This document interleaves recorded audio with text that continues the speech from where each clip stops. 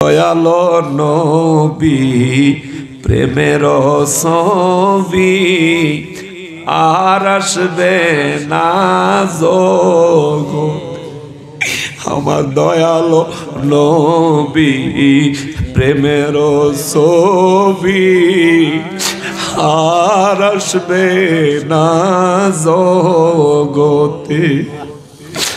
নবীর 63 সাল জিন্দেগি কাঁদছেন বলে উম্মতি, এখনো কাঁদেন শোয়েব মদিনাতে। ওই উল্লাহ পাড়ার মুসলমান, রে সিরাজগঞ্জের মুসলমান, ও ভাদালিয়া কান্দির মুসলমানেরা রে, আমার নূর নবী রহমাতুল লিল আলামিন বলেন, উম্মত তুই যখন ঈমান লইয়া পুলসিরাত পার হবি, পা কেটে শরীর কেটে যখন জাহান্নামে পড়ে যাবি, আমি নবী যদি পুলসিরাতের কিনারে দাঁড়ায়া তোরে যদি পইরা যাইতে দেখি রে, আমি নবী আর ওই জায়গায় দাঁড়ায় থাকবো না, জাহান্নামের ভিতরে একটা ঝাঁপ দিব রে। আযাব আছে কিনা আমি নবী চিন্তা করব না, আগুন জ্বলে কিনা আমি নবী চিন্তা করব না, আমার কি হবে আমি নবী চিন্তা করব না। জাহান্নামে ঝাঁপ দিয়া পড়লে জাহান্নামের আযাবের ফেরেশতাগুলি আমি নবীজিকে দেখা মাত্র দৌড়ায়া জাহান্নামের সাইডে যায় দাঁড়ায়া যাবে। ইয়া রাসূলুল্লাহ, নবী গো, ও নবী আপনি জাহান্নামের ভিতরে কেন গো নবীজি? জাহান্নাম চিৎকার দিয়া ডাক দিবে, মালিক আপনার হাবিবকে আমার ভিতর থেকে বের করে নিয়ে যান। আপনার হাবিব আমার ভিতরে আর কিছুক্ষণ অপেক্ষা করলে আমি জাহান্নাম আযাব দেওয়ার ক্ষমতা হারায়া ফেলবো। আল্লাহু আকবার। আল্লাহ ডাক দিবেন, হাবিব নবী গো, ও রাহমাতুল লিল আলামিন, আপনি জাহান্নামের ভিতরে কেন? হুজুর আপনি বের হয়ে আসেন। আমার নবী বলবেন, মালিক ও আমার আল্লাহ, আমার চোখের সামনে আমার একটা উম্মত পুলসিরাতের উপর থেকে এই জাহান্নামে পড়ে গেছে। আল্লাহ আমার উম্মতটারে জাহান্নাম থেকে ছাইরা দেন, আমার উম্মতটারে আমার কাছে আইনা দেন, আমি আমার উম্মতটারে নিয়ে বের হয়ে যাব। আর যদি আমার উম্মতকে জাহান্নাম থেকে বের করে না দেন আল্লাহ, আমি নবী কোনদিন এখান থেকে বের হব না। জোরে বলেন সুবহানাল্লাহ। ওই মায়ার নবী, দয়াল নবী রহমাতুল লিল আলামিন বলেন, আনাস রে, উম্মতের মায়ায় আমি নবী পুলসিরাতের কাছে দাঁড়ায় থাকবো। তুমি আনাস আমার পুলসিরাতের কাছে সর্বপ্রথম তালাশ করবা। হযরতে আনাস রাদিয়াল্লাহু তাআলা আনহু বুদ্ধিমান ছিলেন, তিনি চিন্তা করলেন, আমি নবীজিকে জিজ্ঞেস করলাম, হুজুর আপনাকে কোথায় পাবো? যে কোনো একটা ঠিকানা জানতে চেয়েছি। আমার নবী বললেন, প্রথমে আমাকে পুলসিরাতের কাছে তালাশ করবা।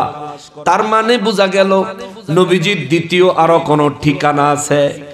আনাস রাদিয়াল্লাহু তাআলা আনহু বুদ্ধি করে আমার নবী রাহমাতুল লিল আলামিনকে বললেন, ক্বালা কুলতু ফা ইল্লাম আলকাকা আলাস সিরাত, নবী গো যদি পুলসিরাতের কাছে আপনাকে যদি খুঁজা না পাই হুজুর, তাহলে আমি আপনাকে কোন জায়গায় তালাশ করব?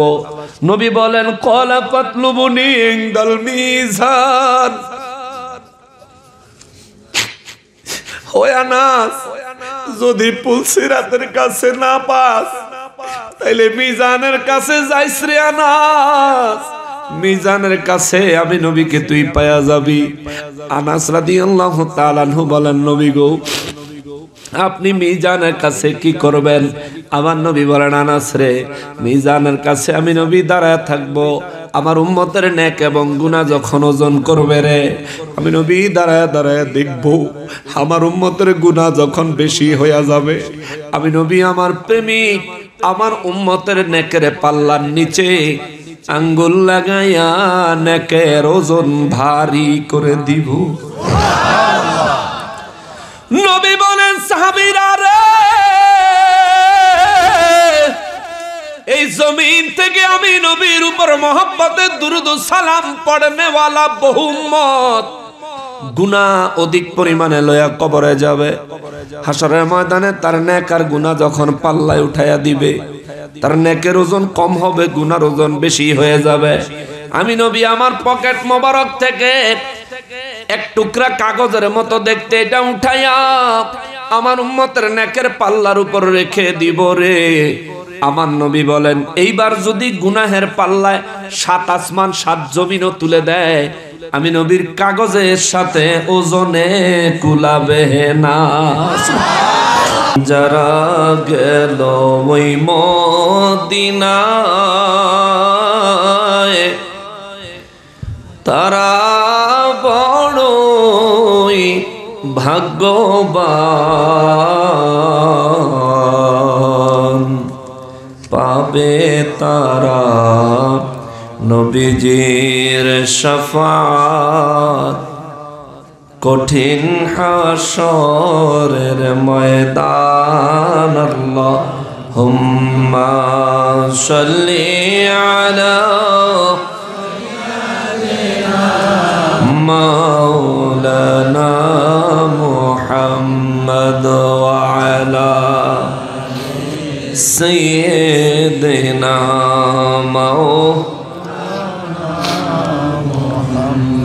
আমরা সবাই গুনাহগার গো, নবীজি আপনায় দেখলাম না,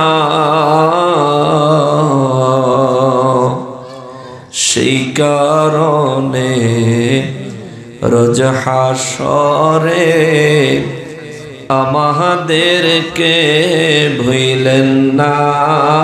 আল্লাহুম্মা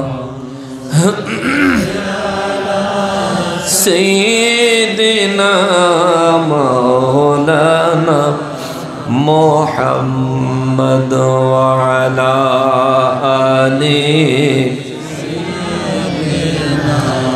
মাওলানা।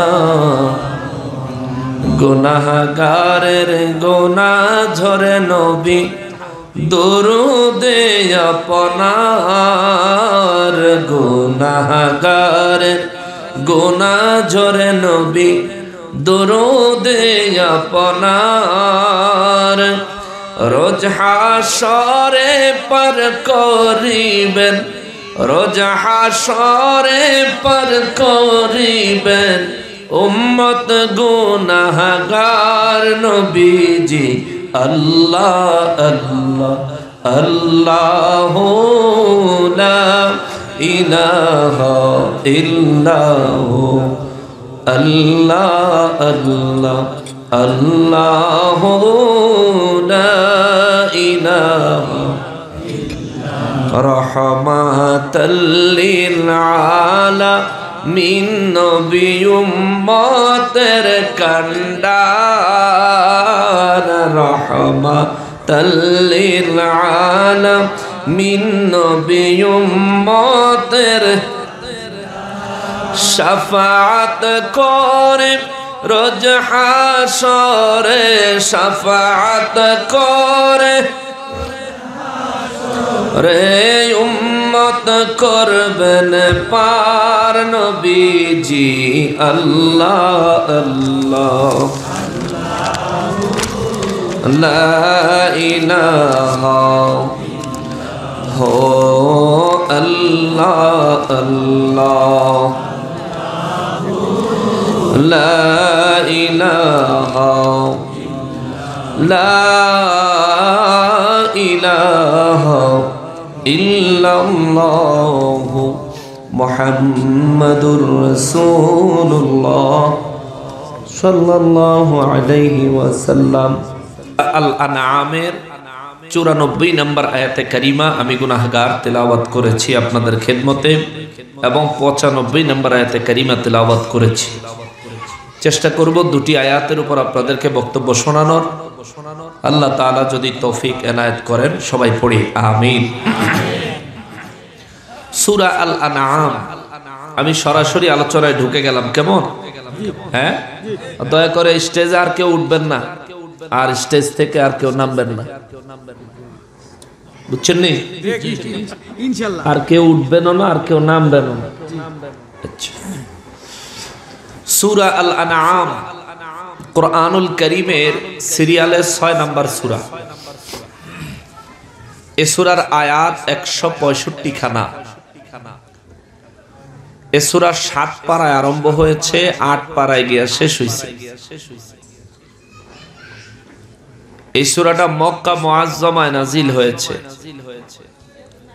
আমার নূর নবী রাহমাতুল লিল আলামিন বলেন, সূরা আল আনআম থেকে ছোট ছোট আরো অনেক সূরা আছে যেগুলো আমি নবীর উপর কয়েকবারে নাজিল হইছে অংশ অংশ করে, কিন্তু 165 আয়াতের দীর্ঘ সূরা আল আনআম আমি নবীর উপরে একসাথে এক রাতে নাজিল হয়েছে। জোরে কন্যা সুবহানাল্লাহ। সাউন্ডটা কি হইল? হ্যাঁ, মাহফিল শেষ হয়ে গেলে এরপরে ঠিক করে লাই। আপাতত মাহফিল শেষ, সেমিয়ার মাইক এখনো ঠিক হয় না। এটা কোনটা? সাউন্ড যেমন আছিল এমন করো। নবীজি রাহমাতুল লিল আলামিন বলেন, সূরা আল আনআম যেদিন নাজিল হয়, হযরত জিবরাইল আলাইহিস সালাম সূরা আল আনআমের ওয়াহী নিয়ে যেদিন আগমন করেন, ওই দিন জিবরাইল আমিন একা আসেন নাই, ওনার সাথে আরো 70,000 রহমতের ফেরেশতা এসেছিলেন। জোরে বলতে পারলেন না? নবী বলেন, আমার উম্মতের যে ব্যক্তি দিনে একবার সূরা আনআম তেলাওয়াত করবে, সারা দিন 70,000 রহমতের ফেরেশতা আমার ওই উম্মতের জন্য দোয়া করতে থাকবে। কি করবে? বলে না কেন?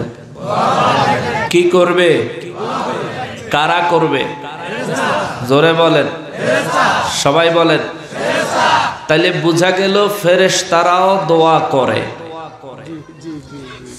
ফেরেশতারাও কি করে? কি করে? কিন্তু আমাদের দেশে কিছু আলেম নামের জাহেলে মুরাক্কাব নায়েবে শয়তান আছে, যারা দোয়া করতে বাধা দেয়, নিষেধ করে, বিভিন্ন ফতোয়া দেয়। কথা বলেন ঠিক কিনা? আপনাদের উল্লাপাড়া এসব নাই? না না নাই, না নাই। নবীজি বলেন ফেরেশতারাও দোয়া করে। সুবহানাল্লাহ বলেন না? তাও একজন দুইজন? কত কত কত হাজার? মৌলভী সাহেব কয় জামাতে একত্রিত হয়ে দোয়া করন বেদাত। মৌলভী সাহেব কয়, আর আমার নবী কয় 70,000 ফেরেশতা এক জায়গা হইয়া এক ব্যক্তির জন্য দোয়া করে। মৌলভী ঠিক না নবীজি ঠিক? কে ঠিক? নবীজি ঠিক। দোয়া করলে খুশি হয় কে? কারণ মানুষ দোয়া করে কার কাছে? চায় কার কাছে? নিজের কষ্টের কথা বলে কার কাছে? এটা কি জায়েজ না না জায়েজ? সওয়াবের কাজ না গুনাহের কাজ? এতে আল্লাহ খুশি না নারাজ? খুশি না নারাজ? খুশি না নারাজ? আমার নবীর জীবনে বারবার বারবার বারবার নবীজির জীবনে যত বেশি নামাজ পড়েছেন তার থেকে বেশি পরিমাণে নবী দোয়া করেছেন। নামাজের থেকে বেশি দোয়া আমার নবীজি করেছে। অনেকে বলে বেদাত, কইয়া লাভ নাই। এই জমিনে আদম জাতির ইতিহাস যদি তালাশ করেন, এই পৃথিবীতে আগে দোয়া আসছে, পরে নামাজ আসছে। সুবহানাল্লাহ বলেন। আগে আইছে কি?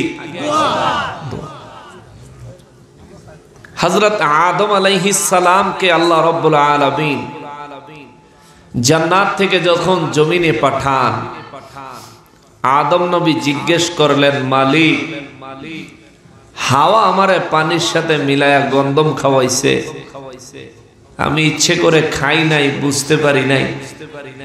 যখন বুঝতে পেরেছে মালিক, দেখেন গলাতে চিপ দিয়ে নিজের গলার কণ্ঠনালী নিজে ভেঙে ফেলাইছি। আল্লাহ আপনার কুদরতের নজরে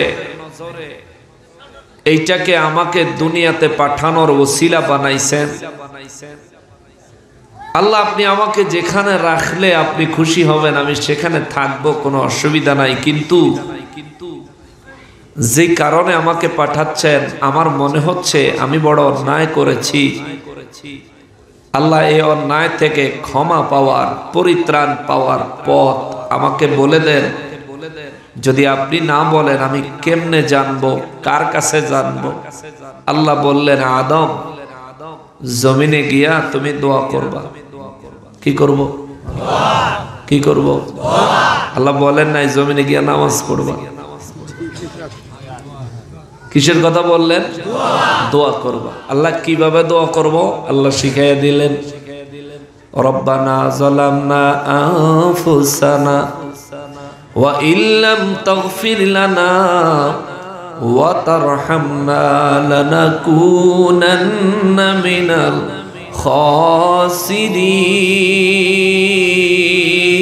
খাসিরিন। কে শিখাইয়া দিলেন? কাকে শিখাইলেন? আদম আলাইহিস সালামকে আমার আল্লাহ শিখালেন। আদম নবী রব্বুল ইজ্জাতের সবক লইয়া জমিনে আগমন করলেন। 360 বছর পর্যন্ত নামাজ নাই, রোজা নাই, হজ নাই, যাকাত নাই, ভিন্ন কোনো ইবাদত নাই। 360 বছর পর্যন্ত আদম নবী কয়, রব্বানা যালামনা আনফুসানা ওয়া ইল্লাম তাগফির লানা ওয়া তারহামনা লানাকুনান্না মিনাল খাসিরিন। 360 বছর পর্যন্ত দোয়াই চলল, নামাজ নাই, নামাজ নাই, নামাজ নাই। তার মানে প্রমাণ হয়ে গেল এই জমিনে নামাজ আসছে পরে, দোয়া আসছে আগে। কথা বলেন ঠিক কিনা? যে ব্যক্তি বুঝে না তার জন্য এ জায়গায় বুঝার অনেক কিছু আছে। যদি বুঝতে চায়, ঠিক কিনা? না বুঝতে চাইলে এখানে বুঝার কিছু নাই। মূলত ইচ্ছা থাকতে হবে আমি বুঝবো, মূলত নিয়ত থাকতে হবে আমি হক তালাশ করব, মনে নিয়ত থাকতে হবে আমি হক পাওয়া মাত্র আমার ভুলকে সংশোধন করব। কিন্তু মনে তো সেই নিয়ত নাই। নিয়ত হলো আমার গুরু যা বলেছে তাই সত্য। কি কোরআন কি হাদিস কোনো কিছুর মূল্য তাদের কাছে নাই। কথা বলেন ঠিক কিনা? আমরা দোয়া করি আল্লাহ তাদেরকে হেদায়েত নসিব করুক। সবাই পড়েন আমিন। আদম আলাইহিস সালামের এই দুয়ার মধ্যেও শিক্ষণীয় অনেক বড় বিষয় আছে। জান্নাত থেকে রব্বানা যালামনা আনফুসানা ওয়া ইল্লাম তাগফির লানা ওয়া তারহামনা লানাকুনান্না মিনাল খাসিরিন, এই কথাটা আদম নবীকে জান্নাত থেকে শিখাইয়া দিবেন কে? আল্লাহ। জোরে বলতে হবে কে? আল্লাহ। আল্লাহ বলছে, আদম তুমি আমার কাছে এইভাবে ফরিয়াদ করিও, যে সময় আমার ইচ্ছা হবে আমি তোমাকে ক্ষমা করে দিব। আল্লাহ বলেন না আদম আমার কাছে দোয়া করলেই আমি মাফ করে দিব। আল্লাহ বললেন, আদম তুমি আমার কাছে দোয়া করতে থাকবা, আমার যখন ইচ্ছা হবে তোমাকে মাফ করে দিব। 360টা বছর, 360 বছর যাবত রব্বুল ইজ্জাতের দরবারে আদম নবী দোয়া করলেন, মালিক রব্বানা, হে আমার রব, হে আমাদের প্রতিপালক, যালামনা আমরা জুলুম করে ফেলেছি, আনফুসানা নিজেদের নফসের উপরে জুলুম করে ফেলেছি, ওয়া ইল্লাম তাগফির লানা আল্লাহ এই জুলুমের ক্ষমা আপনি রব্বুল আলামিন যদি আমাদেরকে না করেন, লানাকুনান্না মিনাল খাসিরিন, আমরা ক্ষতিগ্রস্ত হয়ে যাব, এমন ক্ষতিতে নিপতিত হব আমাদেরকে রক্ষা করনেওয়ালা আর কেউ থাকবে না। আল্লাহ আদম নবীর শিখিয়ে দিলেন, 360 বছর দোয়া করলেন, আল্লাহ কবুল করার ইচ্ছা আল্লাহর হলো না, কোনো জবাব নাই, কোনো জবাব নাই, কোনো জবাব নাই। 360 বছরে আদম নবী কান্না করতে করতে চোখের পানিতে গালের এদিকে নহর হয়ে গেল, ড্রেনের মতো হয়ে গেল। কান্না করতে করতে 360 বছর পরে আদম নবী একটু চিন্তা করলো, দোয়া শিখিয়ে দিল আল্লাহ, দরখাস্ত আল্লাহ শিখানো মোতাবেক করলাম 360 বছর। আল্লাহ যেহেতু ডাইরেক্ট কবুল করলো না, এবার একটু ভায়া ধরি, সুবহানাল্লাহ, এবার একটু ভায়া ধরি, ভায়া, এবার একটু মাধ্যম ধরি, এবার একটু শিলা ধরে দেখি মালিকের দয়া হয়নি। 360 বছর পরে আদম নবী বললেন, আল্লাহ আমারে যখন বানায়া জান্নাতে রাখছেন, প্রথমে যখন বলছেন ইরফা রাসাকা, আমার মাথা উত্তোলন করার জন্য, আমার মাথা উঠায়া আপনার আরশ আজিমের দিকে নজর করে, আরশ আজিমের দেয়ালের মধ্যে আপনার নামের সাথে মুহাম্মদ সাল্লাল্লাহু আলাইহি ওয়াসাল্লাম একটা নাম দেখছিলাম।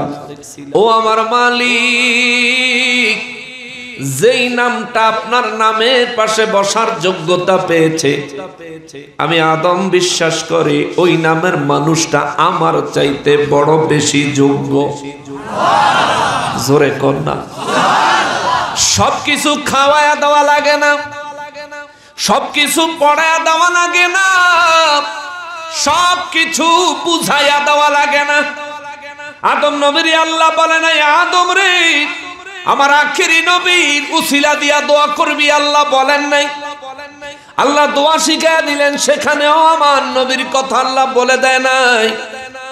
আল্লাহ জানতে চেয়েছেন, বুঝতে চেয়েছেন, আদম তুই কবে আমার হাবিবকে চিনবি? যেদিন আমার হাবিবকে তুই চিনবি, তোর জীবনের মূল্যবান দিন হবে ওই দিন। আদম নবী কয়, মালিক যার নাম তোমার নামের পাশে জায়গা পেয়েছে, আমি আদমের চাইতে ওই ব্যক্তি অবশ্যই তোমার কাছে বড় প্রিয়। ও আমার মালিক, ওই নামের খাতিরে আমাদেরকে কি মাফ করে দেওয়া যায় না? আরাফাতের ময়দানে যারা হজে গিয়েছেন দেখেছেন, আরাফাতের ময়দানে একটা পিলার দেওয়া আছে, ছোট্ট একটা টিলার উপরে, ছোট্ট একটা পাহাড়ের উপরে একটা পিলার দেওয়া আছে। বাবা আদম আলাইহিস সালাম, মা হাওয়া আলাইহিস সালাম ওই জায়গা থেকেই আল্লাহ দরবারে বলেছিলেন, আল্লাহ আখিরি নবীর নাম মোবারকের ওসিলায় আমারে ক্ষমা করে দাও। আল্লাহ ওহী নাজিল করে কয়, আদম রে, জান্নাতে থাকতেই যদি আমার হাবিবকে এমন ভাবে চিনতি, আমার হাবিবের কথা যদি জান্নাতে থাকতেই বলতি, আমি আল্লাহ তোরে দুনিয়ায় পাঠাইতাম না, জান্নাতে মাফ করে দিতাম। জোরে বলেন সুবহানাল্লাহ। মুসলমানের হে জ্ঞানী গুণী মুসলমানেরা, উল্লাহ পাড়ার মুসলমানেরা রে, আদম নবীকে আমার আল্লাহ বুঝাইলেন, আমার আখিরি নবীর নাম মোবারকের এত মর্যাদা, এত মর্তবা, দোয়া আমি শিখে দিছি কিন্তু কবুল করি নাই, কারণ তুমি আমার চিনছো, আমার নবীকে চিনো নাই। জোরে কোন সুবহানাল্লাহ। আমার আগে হুজুরি, উপরে থুথু মারলে নিজের গায়ে পড়ে, যতই হোক আলেম তো। কিয়ামত পর্যন্ত আল্লাহ চিনলে লাভ হইতো না যদি নবী না চিনেন। আদম নবীকে রব্বুল ইজ্জত বলেন, আদম যদি খালি এই কথাটা কইতি আল্লাহ কন্দম খেয়েছি, ভুল করেছি, আপনার হাবিবুল্লাহর খাতিরে মাফ করে দেন, আমি আল্লাহ সেখানেই তোকে মাফ করে দিতাম। কিন্তু আদম বলতে পারো না, আমার হাবিবকে চিনতে তোমার 360 বছর লাগছে। এই 360 বছরের জিন্দেগি আমার হাবিবকে চিনানোর জন্য তুমি কাটাইছো। 360 লিখতে 3 6 0, যদি 0 বাদ দেন 3 আর 6, 3 আর 6 মিলে 36 হয়। আমাদের জামানায় 36 হয় 3 যুগ। এই জন্য যদি কোনো কামেলে মুকাম্মেল ওলি আল্লাহর কাছে যায়, কামালিয়ত হাসিল করে কামেলে মুকাম্মেল হতে চান, ওলি আল্লাহরা প্রথম ধাপ দেয় 12 বছর খেদমত করবি, দ্বিতীয় ধাপ দেয় আরো 12 বছর খেদমত করবি, তৃতীয় ধাপ দেয় আরো 12 বছর খেদমত করবি। 36 বছর আমার খেদমতে থেকে আল্লাহ এবং তার রসুলকে চেনার ক্লাস করবি। এই ক্লাস করার ফাঁকে ফাঁকে তোর কলবের ময়লা সাফ হবে, দুনিয়ার গুনাহের থেকে ফিরে থাকার অভ্যাস হবে, আল্লাহর ইবাদতে মশগুল থাকার অভ্যাস হবে। 36 বছর যখন পার হবে, কামেলে মুকাম্মেল এমন ওয়ালি বানায়া আল্লাহর ওলিরা ছেড়ে দেয়, আপনার চোখে এমন পাওয়ার হবে রে, পাপী গুনাহগারের দিকে মায়ার নজরে তাকাইলে গুনাহগার আল্লাহর ওলি হয়ে যাবে। সুবহানাল্লাহ। মুসলমানের আরিফ, আমার পিয়ারা নবীর উম্মতের আরিফ, আমার নূর নবী রাহমাতুল্লিল আলামিন বলেন, সূরা আনাম আমার উম্মতের যে ব্যক্তি দিনে একবার তেলাওয়াত করে 24 ঘন্টা তার জন্য 70,000 রহমতের ফেরেশতারা দোয়া করে। জোরে বলেন। এই সূরা 94 নম্বর আয়াতে আমার রব্বুল ইজ্জাত বলেন, নবী গো, ওগো রহমাতুল্লিল আলামিন, এই জগতের মানুষগুলোকে বলে দেন, তাদেরকে জানায়া দেন, বিসমিল্লাহির রহমানির রহিম, ওয়ালাকাদ জিতুমুনা ফুরাদা কামা খালাকনাকুম আউওয়ালা মাররাহ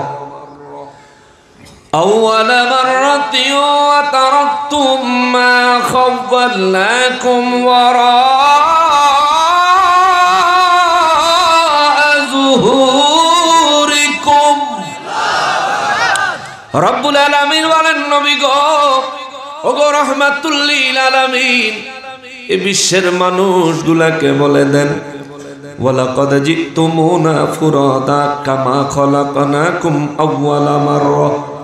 এ দুনিয়ার মানুষ, কিয়ামত যেদিন কায়েম হয়ে যাবে রে, হাসরের ময়দান যেদিন বাস্তবায়ন হয়ে যাবে রে, আমার নূর নবী রাহমাতুল্লিল আলামিনকে আমার আল্লাহ শিখাইয়া দেয়, হুজুর আপনি বলে দেন, যেদিন কিয়ামত হাজির হয়ে যাবে সেই দিন ওয়ালাকাদ জিতুমুনা ফুরাদা কামা খালাকনাকুম আউওয়ালা মাররাহ, সেদিন জগতের মানুষগুলো যেদিন মায়ের গর্ভ থেকে জমিনে জন্মগ্রহণ করেছিল, এই জমিনে মায়ের গর্ভ থেকে দুনিয়ার মানুষগুলো যেদিন আগমন করেছিল, ওই দিন যেমনি ভাবে এই মানুষের হাতে কিছু ছিল না, মাথায় কিছু ছিল না, কোন সম্পত্তির মালিকানা তার ছিল না, বিবি ছিল না, সন্তান ছিল না, পরিবার পরিজন আত্মীয় স্বজন কেউ ছিল না,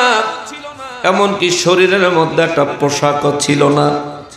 এই মানুষটা মায়ের গর্ভ থেকে জমিনে যেদিন আগমন করলেন, ওই দিন এই মানুষটা যেভাবে অসহায় ছিল, যেভাবে নিরুপায় অসহায় ছিল, একদিক থেকে অন্য দিকে যদি কোনো মানুষ তারে কাজ করে না দিত, নিজে নিজে কাইত হইতে পারত না, যদি কেউ তারে খানা খাওয়ায়া না দিত, নিজের খানা নিজে নিয়ে খাইতে পারত না, যদি তার ক্ষুধা লাগতো বলতেও পারত না আমার ক্ষুধা লেগেছে, যদি তার পেটে ব্যথা করত বলতেও পারত না আমার পেটে ব্যথা করতেছে, গায়ের উপর কাপড় নাই বলতে পারত না আমাকে কাপড় দাও, রব্বুল ইজ্জত বলেন নবী গো জগতের মানুষগুলারে জানায়া দেন দুনিয়ার সম্পত্তির লোভ লালসা তাদের অন্তরকে যেন ক্যাপচার না করে, মোহিত যেন না করে,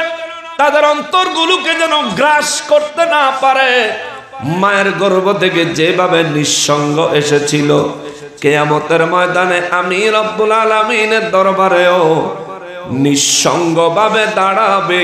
জোরে বলেন সুবহানাল্লাহ।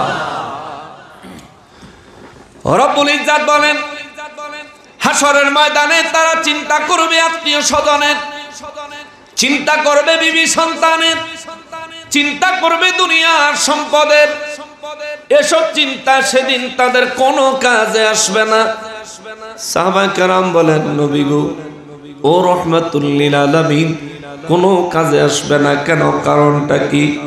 আল্লাহ বলেন হুজুর সাহাবীদেরকে জবাব দিয়ে দেন ওয়াতারাকতুম মা খাওয়ালনাকুম ওয়ারাআ যুহুরিকুম। কারণ এই মানুষগুলো আত্মীয়তার সম্পর্ক, দুনিয়ার সম্পত্তির মালিকানা, সন্তানাদির সম্পর্ক, বিবি সম্পর্ক, ভাইদের বোনদের সম্পর্ক, মা বাবার সম্পর্ক, সমস্ত সম্পর্ক এবং সম্পদের মালিকানা দুনিয়াতে রেখে হাসরের ময়দানে হাজির হয়েছে। চিৎকার দিয়া বলেন সুবহানাল্লাহ। হে উল্লাপাড়ার মানুষ, এরে ভাদালিয়া কান্দির মানুষ, বুঝে থাকলে আমার একটু জবাব দেন রে বাবা। এই ভাদালিয়া কান্দির মানুষগুলো হাসরের ময়দানে দাঁড়ানো লাগবনি? জোরে বলেন। এমন কেউ আসেননি হাসরের ময়দানে না দাঁড়ায়া বাঁচতে পারবেন? আছে? আছে?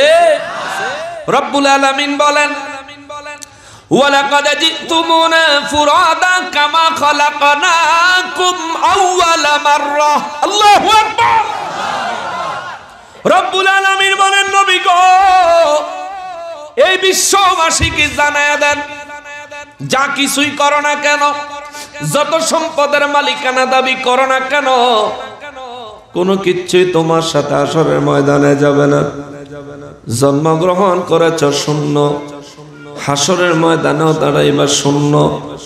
সাহাবায়ে কেরাম বলেন নবী গো ওগো রাহমাতুল লিল আলামিন এই দুনিয়ার কোনো কিছুই কি হাসরের ময়দানে যাবে না? আমার নবী বলেন চারটা জিনিস যাবে। জোরে বলেন সুবহানাল্লাহ। কয়টা জিনিস যাইব? কয়টা কয়টা? নবীজি বলেন চারটা জিনিস হাসরের ময়দানে যাবে।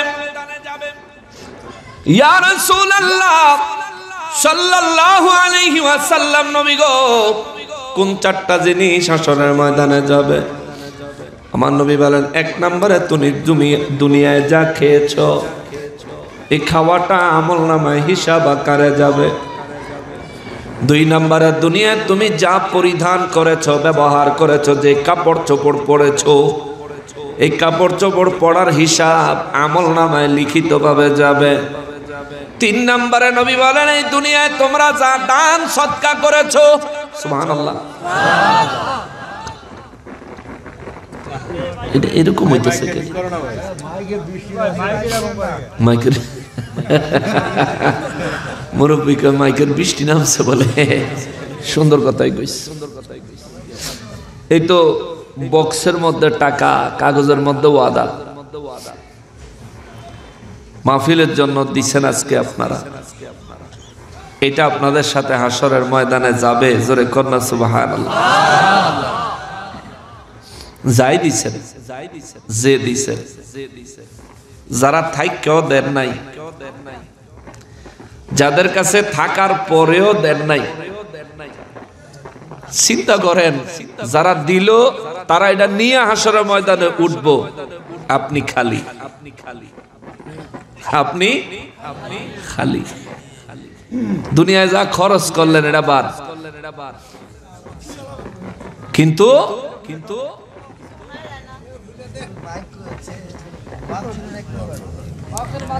আসলে বয়ান করার জন্য মানসিক ডিস্টার্ব ফ্রি একটা মানসিক প্রস্তুতি লাগে, নইলে যে কথাগুলো আপনাদের জন্য বলার বাজেট আসে ডিস্টার্বনেসের কারণে এলোমেলো হয়ে যায়।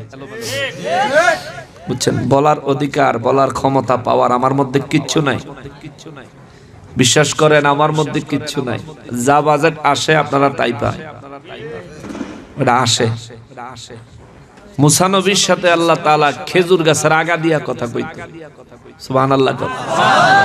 তুর পাহাড়ে মুসা নবী যখন আল্লাহর সাথে কথা বলতে যাইতেন, আল্লাহ তাআলা তখন খেজুর গাছের আগা দিয়া কথা বলতেন। মুসা নবীর জন্য খেজুর গাছের আগা দিয়া কথা বের হইতো, আপনাদের জন্য আল্লাহর কথা আমি গুনাহগারের জবান দিয়ে বের হচ্ছে। অতএব খেজুর গাছ যেমন কেউ না, মূল্য নাই, আমিও কেউ না, আমারও মূল্য নাই। কিন্তু যা বলতেছি এগুলো আপনাদের জন্য বাজেট আল্লাহ করছেন, ওইটাই বের হচ্ছে। মাইকালা ভাই, আল্লাহর রাস্তায় তুমি তারারে ঠগাইও না, ঠকাইও না ভাই। এই তো এখন তো ঠিক আছে, তখন কি ছিল? এটার সমস্যা হয়েছে, কখনো সমস্যা হয়েছে, সবই তো ঠিক আছে। হ্যাঁ না, এটা পয়লাতেই সমস্যা হয়েছে, তুমি বোধহয় খেয়াল করো নাই। থাক, যা আছে চলবো, যা আছে চলবো। বেচারারও ব্যবসা, বেচারা কি আর ইচ্ছা করে এটা করে রাখছে? তে তো চাই যে আরো ভালো চালাই, তাহলে তার সার্ভিস ভালো হইব, ভবিষ্যতে আরো 10 জায়গায় আপনারা তারা ডাকবেন, ঠিক না? তারও হয়তো কিছু করার নাই, থাক, আল্লাহর না বাবা, যা আছে চলুক। সবাই একটু মহব্বতে দুরূদ শরীফ পড়েন। আল্লাহুম্মা সাল্লি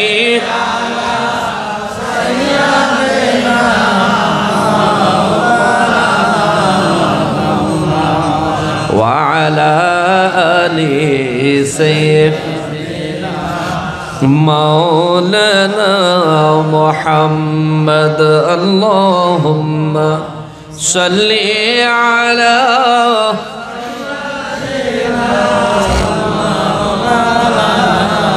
মুহাম্মদ ওয়া আলা আলি সাইয়্যিদিনা।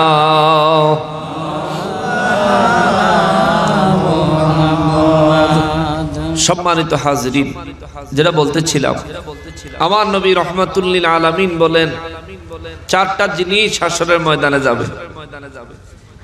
1 নম্বরে হলো এই জমিনে আমরা যা খাইলাম তা হালাল খাইলাম না হালাল হারাম খাইলাম, এটা আমাদের আমলনামায় লিখিত হিসাবে যাবে। 2 নম্বরে দুনিয়ায় যে সমস্ত কাপড় আমরা পরিধান করলাম, এই কাপড়গুলো হালাল অর্থের কামাই নাকি হারাম অর্থের কামাই, তা আমাদের আমলনামায় লিখিত আকারে হাসরের ময়দানে যাবে। 3 নম্বরে আমার নবী বলেন, এই জমিনে যারা দান সদকা করে রে, এই দান সদকাগুলি আমার উম্মতের সাথে হাসরের ময়দানে দাঁড়াবে। সুবহানাল্লাহ। যারা দিছেন তো আলহামদুলিল্লাহ, যারা দেন নাই দিয়া যায়েন, যারা দেন নাই দিয়া যায়েন। এই জমিনে 10 কোটি টাকার মালিক হয়ে যদি মালিকুল মউতের কোলে ঢলে পড়েন, খাটিয়ায় উঠে যাবেন। ওই 10 কোটি টাকা যদি হালাল হয়, আপনার জন্য হালালের খাতায় উঠবে। যদি হারাম হয়, হিসাব দিতে দিতে অস্তিত্ব টিকানো যাবে না। কথা বলেন ঠিক কিনা? কিন্তু যা দান করে যাইবেন এটা কামে লাগবো। নূর নবী রাহমাতুল লিল আলামিন বলেন, উম্মতেরা রে, 4টা জিনিস হাসরের ময়দানে উম্মতের সাথে হাজির হবে। 1 নম্বরে খানা খাওয়ার আমল, 2 নম্বরে কাপড় পরিধান করার আমল, 3 নম্বরে দান সদকার আমল, 4 নম্বরে নবী বলেন, এ দুনিয়ায় তুমি যত নেক আমল করেছো, এই সমস্ত নেক আমলগুলিও হাসরের ময়দানে হাজির হবে। চিৎকার দিয়া কোন সুবহানাল্লাহ। এই ছাড়া এই জমিনে যা আছে, বিবি বলেন, সন্তান বলেন, সম্পদ বলেন, প্রভাব বলেন, প্রতিপত্তি বলেন, ক্ষমতা বলেন, সমাজের মান সম্মান যা কিছুই বলেন না কেন, রব্বুল আলামিন বলেন হুজুর জানায় দেন ওয়া তারাকতুম, আর তোমরা ছেড়ে যাবে, ওয়া তারাকতুম, আর তোমরা ছেড়ে যাবে, মা খাওয়ালনাকুম ওয়ারাআ যুহুরিকুম, দুনিয়ার জমিনে তোমাদের যা কিছু ছিল এই সব কিছু তোমরা রেখে এসেছো পিছনে, পিছনে ফেলে এসেছো, পিছনে ফেলে এসেছো, পিছনে ফেলে এসেছো। এই জন্য বাবারে দুনিয়াদারি যতই করি না কেন আখিরাতের জন্য প্রস্তুতি নেওয়া দরকার আছে না নাই? হাসরের ময়দান যেদিন কায়েম হয়ে যাবে, আমার নূর নবী রাহমাতুল লিল আলামিন বলেন মানুষগুলো কবর থেকে যখন উঠবে রে, নেককারদের জন্য ফেরেশতারা পালকি সাজায় নিয়ে আসবে, দুলহার মতো নিয়ে যাবে, সুবহানাল্লাহ। গুনাহগার কবর থেকে উঠা মাত্র আমার নবী বলেন তার কবরের পারে একজন ব্যক্তিকে দাঁড়ায় থাকতে দেখবে। এই ব্যক্তির চেহারাটা অত্যন্ত বিকট, এই ব্যক্তির চেহারাটা অত্যন্ত কুৎসিত, এই ব্যক্তির চেহারাটা অত্যন্ত বাজে।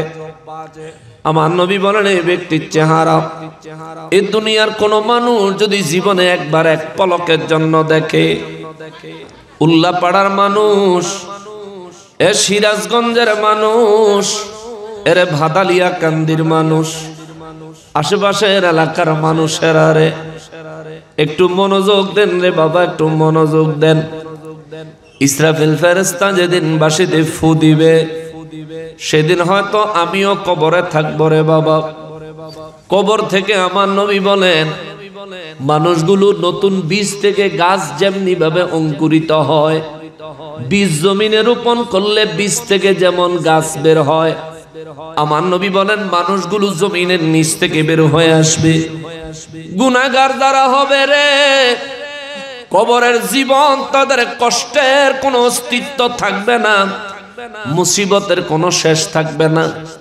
তবে শোনো রে উম্মত, তোমাদের মুরব্বীরা যারা কবরে আছে তারা কে বিপদে আছে আর কে আনন্দে আছে তোমরা কিন্তু জানো না। নবী বলেন উম্মত রে, তোমাদের মুরব্বীরা যারা ইন্তেকাল করেছেন তাদের কবরের পারে যাইও, তাদের জন্য জিয়ারত করিও, তাদের জন্য দোয়া করিও। সাহাবায়ে কেরাম বলেন হুজুর যদি দোয়া করি লাভ হবে কি?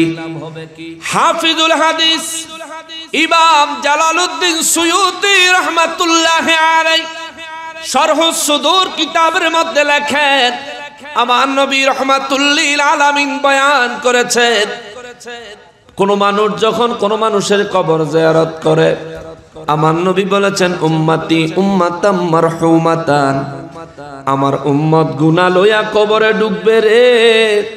তার পরিবার পরিজন আত্মীয় স্বজন পরিচিত মানুষগুলি তার জন্য জিয়ারত করে আল্লাহর দরবারে যখন দোয়া করবে, তার জীবনের গুনাহগুলো আল্লাহর দরবারে যখন ক্ষমা চাইবে, একবার ক্ষমা চাইলে আল্লাহ কিছু গুনাহ মাফ করবেন, আবারও জিয়ারত করে ক্ষমা চাইলে আল্লাহ আরো কিছু গুনাহ মাফ করবেন, আবারও জিয়ারত করে ক্ষমা চাইলে আল্লাহ আরো কিছু গুনাহ মাফ করবেন।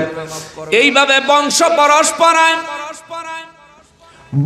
পরস্পরায় কিয়ামত পর্যন্ত যদি কবর জিয়ারতের প্রথা জারি থাকে রে, আমার নবী বলেন আমার উম্মত গুনাহ লইয়া কবরে ঢুকবে, হাসরের ময়দানে উঠার সময় নেককার হইয়া নূরের টুপি মাথায় দিয়া উঠবে। জোরে বলেন সুবহানাল্লাহ। সাহাবায়ে কেরাম বলেন নবী গো, ও নবী, কবরের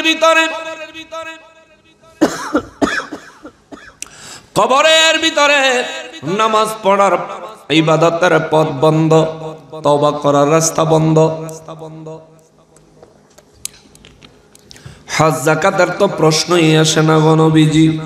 ওগো দয়াল নবীজি, কবরে গুনাহগার ব্যক্তি নেককার হয়ে বের হবেন কিভাবে?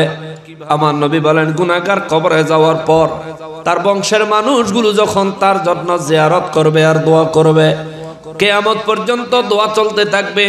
আল্লাহ রাব্বুল আলামিন এদিকে দোয়ার বদৌলতে তার গুনাহগুলি মাফ করতে থাকবে। মাফ করতে করতে করতে করতে এক পর্যায়ে যায় দেখা যাইব তার আমলনামায় গুনাহ অবশিষ্ট নাই। জোরে বলেন না সুবহানাল্লাহ। এ ভাদালিয়া কান্দির মানুষ, কবর জিয়ারত আপনারা করেননি? করেননি? কবর জিয়ারত করতে বাধা দেয়নি? বাধা দেয়? আপনার এলাকাত আছে? বেদাত কইনা আসেনি? হারাম শিরিক কইনা আসেনি? ফায়েরটা জুতা খুললা তারা 9টা বাড়ি দিবেন। কয়টা? 9টা বাড়ি দেওয়ার পরেও যদি ঠিক না হয় তাহলে মাটির মধ্যে লেডি দিয়ে বহাইবেন। লেডি দিয়ে বহান বুঝেননি? চেয়ার টেবিল সারা মাটিতে ডাইরেক্ট বহাইবেন। সুপারি চিনেন? সুপারি শুকনা দেখে একটা সুপারি মাথার তালুত দিবেন। সুপারির উপরে শক্ত দেখে কাঠের একটা তক্তা দিবেন। তক্তার উপরে বড় একটা হাতুড়ি দিয়া জোরে একটা বাড়ি দিবেন। আমি দিমু? আমি দিমু? জরিমানা যা লাগবে আমি দিব। যে ব্যক্তি মারা গেছে তার জন্য জিয়ারত করবেন, দোয়া করবেন, তার উপকার হইব। এই মৃত ব্যক্তির উপকার করতে যারা বাধা দেয় তার আর বেঁচে থাকার কোনো অধিকার নাই। এই জাহান্নামের কি জাহান্নামে চলে যাওয়া দরকার, ঠিক কিনা বলেন? আমার বাপ মারা গেছে, আমার আত্মীয় মারা গেছে, আমার মুরব্বী মারা গেছে, আমি দোয়া করব, তোর বাপের কি? ঠিক কিনা বলেন? আরে আমার বাবা আমার জন্ম দিছে, আমার বাবা আমার জন্মের পর লালন পালন করেছে, আমার জন্য আমার বাবা নিজের সুখ, নিজের শান্তি, নিজের আরামায়েশ বিসর্জন দিয়েছে। আমি আজ লেপের নিচে আরামে ঘুমাই, আমার বাবা কবরে কিভাবে আছে আমি তো জানি না। এই বাবার জন্য দোয়া করব, তুই বাধা দেওয়ার কে? আমি যদি পারতাম আমি প্রতিদিন আমার বাবার জন্য শীতকালে কবরে খেজুরের রস দিয়া সিন্নি রাইন্দা দিয়েইতাম, রুটি বানায় দিয়েইতাম, খেজুরের গুড় একেবারে অরিজিনাল গুড় বাবার লেগে কিনা কবরে নিয়ে দিয়েইতাম, ঠিক কিনা বলে? আপেল কমলা আঙ্গুর কোনো কিছু বাদ রাখতাম না, বাবার কবরে দিয়েইতাম। কারণ আমি যে সময় কোনো কিছু করার ক্ষমতা ছিল না, তখন আমার সমস্ত দায়িত্ব নিছে আমার বাবা, ঠিক কিনা বলেন? আমার বাবা কবরে কোন হালতে আছে আমি জানি না, আমি দোয়া করব, জিয়ারত করব। তুমি মৌলবি যেহেতু দেখতে পারো না, তুমি জিন্দা মানুষের শত্রু, মরা মানুষের দুশমন। আল্লাহ তারে হেদায়েত দেখ। জোরে কোনা আমি, আরো জোরে কোনা আমি। কষ্ট লাগতেছে? কষ্ট পাচ্ছেন? আপনি কষ্ট পাইলেও আমি উচিত কথা কইব, এটা আমার স্বভাব। আপনি আমার কিলাইলে আমি কিল খাইতে পারবো, আপনি যদি আমাকে মারেন আমি মার খাইতে পারবো, কিন্তু আল্লাহর কাছে ঠেকা থাকতে পারবো না। আপনাকে মার খেয়ে যদি মরে যাওয়ার লাগে অসুবিধা নাই, শহীদি দরজা, কিন্তু সত্য গোপন করতে পারবো না। যে ধরনের যে সমস্ত আলেমরা আপনাদেরকে বলে কবর জিয়ারত করতে না, নামাজের পর দোয়া করতে না, জানাজার পর দোয়া করতে না, এই ধরনের বক্তব্য যে সমস্ত আলেমরা দেয় তাদের সাথে আমাদের কোনো সম্পর্ক নাই। যদি উজ্জা গায়ের উপরে ফইরা যদি ফতুয়া দিতে চায় তাইলে ওইটা ফইলা ছোট জুতা দিয়া বাড়ি কয়টা, পরে সুপারি দিয়া মাথা হাতুড়ে দিয়া বাড়ি হলো 3টা, বাড়ি কয়টা? বাপের নাম শুদ্ধ ভুলে যাবো। মুসলমানের আরিফ, আমার পিয়ারা নবীর উম্মতের আরিফ, একটা মুরব্বী কইছে জরিমানা দিব কেডা? জরিমানা আমি দেব। আমি যখন জরিমানা দিব তখন তারে প্রথমে জিগামু, আপনি যে ফতুয়া দিছেন ফতুয়ার দলিল দেন, দলিল দিতে পারলে আপনার সমস্ত খরচ আমার, ঠিক আছে না? আর দলিল দিতে না পারলে আপনার কর্মদোষে আপনি কোনি খাইছেন, এটা দায় কে নিবে? ঠিক কিনা বলেন? আপনারা কেডা কইছে মানুষ মারা গেছে তারার বিরুদ্ধে কথা কইতে? অত নিচে কেমনে নামছেন? এত ছোট লোক কেমনে হইছেন আপনি? যারা মারা গেছে তারা অসহায় কবরে পড়ে আছে। আমার নবী রাহমাতুল লিল আলামিন বলেন, উম্মত রে, কবরবাসীদেরকে ভুলে যায়ও না, কবরবাসীদেরকে ভুলে যায়ও না। কবরের মানুষগুলো বড় অসহায় রে সাহাবীরা, কবরের মানুষগুলো বড় অসহায়। সাহাবীরা বলেন হুজুর কবরের মানুষগুলো কতটা অসহায়। আমার নবী বলেন সাহাবীরা রে, এই জমিনে কোন মানুষ যদি আরব সাগরের মাঝখানে জাহাজ থেকে পড়ে যায়, বড় বড় ঢেউয়ের মাঝখানে হাবুডুবু খাইতে থাকে, ওই সাগরের মাঝখানে পড়ে যাওয়া মানুষটা যতটা অসহায়, কবরবাসী তার থেকেও বড় অসহায়। সাহাবায়ে কেরাম বলেন নবী গো কেমনে? সাগরের মাঝখানে যে পড়ে গেল ওই ব্যক্তি চাইতেও বড় অসহায় কবরবাসী কি করে হলো? আমার নবী বলেন সাগরের মাঝখানে যে পড়ে গেছে সে মানুষকে ডেকে সাহায্য চাইতে পারে, বাঁচাও। কেউ যদি তারে দেখে বাঁচানোর চেষ্টা করবে, কিন্তু ঘরের পাশে কবর, কবরের ভিতরে যদি বিপদে থাকে রে, চিৎকার দেয় সাহায্য চায়, কিন্তু সাহায্য করনেওয়ালা কেউ কানে শোনে না। এ সাহাবীরা রে, আমার উম্মতের জানায়া দিও কবরের মানুষগুলো সবচাইতে বড় অসহায়। তুমিও যেদিন কবরে চলে যাবে তুমিও সবচাইতে বড় অসহায় হয়ে যাবে। এই জন্য আমার নবী বলেন উম্মত তুমিও তোমার মুরব্বীদের কবর জিয়ারত করিও, তোমার সন্তানকে তুমি কবর জিয়ারত শিখাইও, মুরব্বীদের জন্য দোয়া অনুষ্ঠান জিয়াফত করতে শিখাইও।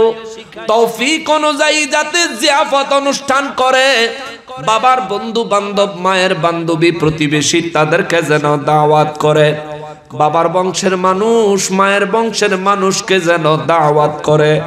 খানা দানা বড় বিষয় নয়, যাতে একটা দোয়ার ইন্তজাম করে, দোয়ার ইন্তজাম করে।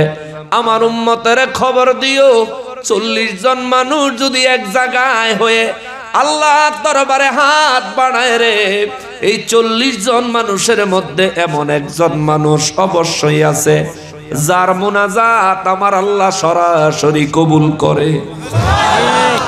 ওই এক ব্যক্তির খাতিরে বাকি 39 জনের দোয়া আমার আল্লাহ কবুল করবে। সুবহানাল্লাহ। তাইলে জিয়াফতের অনুষ্ঠান দরকার আছে না নাই? দোয়া অনুষ্ঠান দরকার আছে না নাই? খানা দিতে পারেন বা না পারেন, তৌফিক অনুযায়ী যতটুকু পারবেন করবেন, কিন্তু দোয়া অনুষ্ঠান বন্ধ করিয়েন না। বছরে একবার মৃত্যুবার্ষিকী করিয়েন, প্রত্যেক মাসের আপনার বাবার মৃত্যুর তারিখ মোতাবেক কোরআন শরীফ তেলাওয়াত করবেন, প্রতি মাসে 1 খতম কোরআন শরীফ পড়ে মৃত্যুর তারিখ আসলে প্রত্যেক মাসের তারিখে তারিখে নিজে দোয়া করবেন, জুমার দিন আলেমকে দিয়ে দোয়া করাবেন, নিজে সারা বছর দোয়া করবেন, বছর শেষে মৃত্যুবার্ষিকীর দিন দোয়া করাবেন। আপনি যদি আপনার বাবার জন্য, আপনার মায়ের জন্য, আপনার মুরব্বীদের জন্য এইভাবে দোয়ার রিসালা সন্তানদেরকে যদি দেখায়া যাইতে পারেন, আপনার সন্তানরাও বড় হলে এই দুনিয়ার বিখ্যাত মুফতি সাহেব যদি আপনার সন্তানকে আপনার জন্য দোয়া করতে বারণ করে, এই বারণ আপনার সন্তান শুনতো না। কথা কোন ঠিক কিনা? সে চিন্তা করবে আমার বাবাকে দেখেছি আমার দাদার জন্য দোয়া করেছে, আমিও আমার বাবার জন্য দোয়া করব, আমার সন্তানকেও দোয়া করতে শিখাইবো, তাইলে আমিও মারা গেলে আমার সন্তান আমার জন্য দোয়া করব। ঠিক কিনা বলেন? দোয়া করবেন, দোয়া করবেন। আমার নবী রাহমাতুল লিল আলামিন বলেন আদ-দুআ মুখুল ইবাদ, দোয়া হচ্ছে সমস্ত ইবাদতের মগজ, সমস্ত ইবাদতের মগজ হলো দোয়া। অতএব দোয়া করবেন, দোয়া করবেন। নবী বলেন মানুষ যখন দোয়া করে রে, আল্লাহর দরবারে কাঙ্গালের মতো যখন দুটি হাত বাড়ায় দেয়, আমার আল্লাহ খুশি হয়। ফেরেশতাদের সাথে গৌরব করে আল্লাহ কয় ফেরেশতারা দেখ তোরা কইছিলি তাদেরকে যেন আমি আল্লাহ না বানাই, তারা নাকি আমার নাফরমানি করবে। তাকায়া দেখ কাঙ্গালের থেকে অনগণ্য ভাবে আমারে যারা কোনোদিন দেখে নাই, আমার সাহায্যের জন্য হাত বাড়ায়া দিছে রে ফেরেশতারা দেখ। আল্লাহু আকবার। নবী বলেন রব্বুল ইজ্জাত ফেরেশতাদেরকে দেখাইলে ফেরেশতারা শর্মিন্দা হয়, লজ্জা পায়, আল্লাহর কাছে ক্ষমা চায়, মালিক আমরা বুঝি নাই না বুঝে বলে ফেলেছিলাম, আল্লাহ আমাদেরকে ক্ষমা করে দেন। আল্লাহ বলেন তোমাদেরকে ক্ষমা করব পরে, তোমাদেরকে সাক্ষী রেখে আমার বান্দাকে ক্ষমা করে দিলাম আগে। হে মুসলমানেরা, আমার পেয়ারা নবীর উম্মতিরা, এই জন্য বাবা কবরের জিন্দেগি আরামের জিন্দেগি বানানোর জন্য চেষ্টা করেন। আল্লাহ রাব্বুল ইজ্জাত আমাদেরকে স্মরণ করায় দেন, নবী গো বলে দেন ওয়ালাকাদ জিতুমুনা ফুরাদা কামা খলাকনাকুম আওয়ালা মাররা। হাসরের ময়দানে তোমরা যখন আমি রব্বুল ইজ্জাতের কাছে আসবা, জন্মগ্রহণ করেছিলা যেমন কাপড় ছাড়া, এভাবে কাপড় ছাড়া তোমরা হাসরের ময়দানে হাজির হইবা। আম্মা জান আয়েশা সিদ্দিকা রাদিয়াল্লাহু তাআলা আনহা কথাটা শুনে হঠাৎ করে মুখের মধ্যে কাপড় দিয়া ফেলাইছেন। মহিলা মানুষ তো লজ্জা বেশি, আম্মা জানের মুখে কাপড় দিলেন কেন? আমার নবীজি দেখছেন, কিছু বুঝছেন নি? কিছু বুঝছেন নি? কিছু তো বুঝছেন। নবী কয় আয়েশা রে, আরে আয়েশা মুখে কাপড় দিলা কেন রে? নবী গো রাহমাতুল লিল আলামিন, মানুষ যখন জন্মগ্রহণ করে গো নবীজি পরনে কোনো কাপড় থাকে না, মানুষের বয়স অত্যন্ত কম থাকে, ছোট মানুষ থাকে, যার কারণে মানুষের লজ্জা শরম বল এগুলো বুঝার সময় মানুষের হয় না। কিন্তু হাসরের ময়দানে যদি মানুষগুলো উলঙ্গ থাকে, এই মানুষগুলো কি লজ্জা করবে না? নবীজি মুস্কি হাসে দিছে, সুবহানাল্লাহ। নবী কয় আয়েশা তুমি চিন্তা করো। আম্মা জান আয়েশা সিদ্দিকা রাদিয়াল্লাহু তাআলা আনহা বলেন আমি চিন্তা করি না গো নবী, রাহমাতুল লিল আলামিনের কাছে জানতে চাইলাম সেদিন মানুষ উলঙ্গ থাকলে তাদের কি লজ্জা করবে না? আমার নবী বলেন না গো আয়েশা লজ্জা করবে না। আম্মা জান আয়েশা সিদ্দিকা রাদিয়াল্লাহু তাআলা আনহা বলেন হুজুর কেন? আমার নবী বলেন দুই কারণে। হুজুর কি কি কারণ? আমার নবী বলেন এক নম্বরের কারণ হলো হাসরের ময়দানে মানুষ যখন দাঁড়াবে, মানুষের শরীরের লজ্জাস্থানগুলো থাকবে না, দেখা যাবে না। জোরে বলেন সুবহানাল্লাহ। দুই নম্বরে হাসরের ময়দানে এত পেরেশানি থাকবে রে আয়েশা,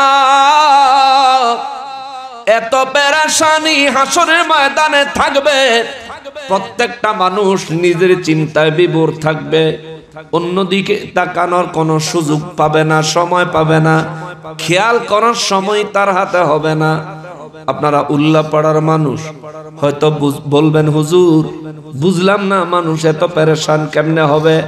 বেশি টেনশন থাকলে মাঝে মধ্যে রাস্তা পার হইতে গিয়া গাড়ির নিচে পড়ে মানুষ মারা যায়, যায়নি? এত বড় গাড়ি আসতেছে তার খবর নাই, কারণ তার মাথার টেনশন অধিক, চিন্তা অনেক বেশি। দুনিয়ার টেনশনে যদি এমন অবস্থা হয় যেদিন 1,24,000 পয়গম্বর থরথর করে কাঁপবে, আল্লাহু আকবার। আদম আলাইহিস সালাম থেকে আরম্ভ করে কিয়ামত পর্যন্ত যত মানুষ জমিনে এসেছে সমস্ত মানুষগুলো যখন হয়রান পেরেশান থাকবে, রব্বুল ইজ্জাত কাহারি সূরত ধারণ করবে। যেদিন জাহান্নামকে হাসরের ময়দানে টেনে নিয়ে আসা হবে, ও মুসলমান ওই দিন কি আর হুঁশ থাকবো নি? হুঁশ থাকবো নি? আরেকজনের দিকে তাকানোর সময় কোথায়? মুসলমানেরা রে, আমার পেয়ারা নবীর উম্মতেরা রে, আমার রব্বুল ইজ্জাত তারপরে বলেন, খেয়াল করেন এখানে আল্লাহ বললেন হাসরের ময়দানে তোমরা উপস্থিত হবে। পৃথিবীর জমিনে যেভাবে শূন্য জন্মগ্রহণ করেছিলা এভাবে শূন্য হাসরের ময়দানে উপস্থিত হবে। জীবনের সমস্ত কামাই দুনিয়ায় তুমি ফেলে এসেছো, 4টা জিনিস সাথে নিয়ে আইছো। কয়টা? 4টা জিনিস সঙ্গে নিয়ে আইছো। পৃথিবীর জমিনে যা খেয়েছো, হালাল হলে হালাল আমলনামায়, হারাম হলে হারাম গুনাহের আমলনামায়। আসো তোমার আমলনামা ওজন করা হবে। রব্বুল ইজ্জত বলেন, দুনিয়াবাসীরা রে, দুনিয়ার মধ্যে যারা মূর্তির পূজা করে আসেনি, সূর্যের পূজা করে আসেনি, চাঁদের পূজা করে আসেনি, গ্রহ নক্ষত্রের পূজা করে আসেনি, কথা কয় না, আসেনি আসেনি। হাসরের ময়দানে ভয়াবহতার কথা বলে আমার আল্লাহ আমার নবীকে বলেন, নবী গো, মক্কার মূর্তি পূজকদেরকে বলে দেন মূর্তির পূজা তারা কেন করে জিজ্ঞেস করেন। আমার নবী বললেন, তোমরা মূর্তির পূজা কেন করো?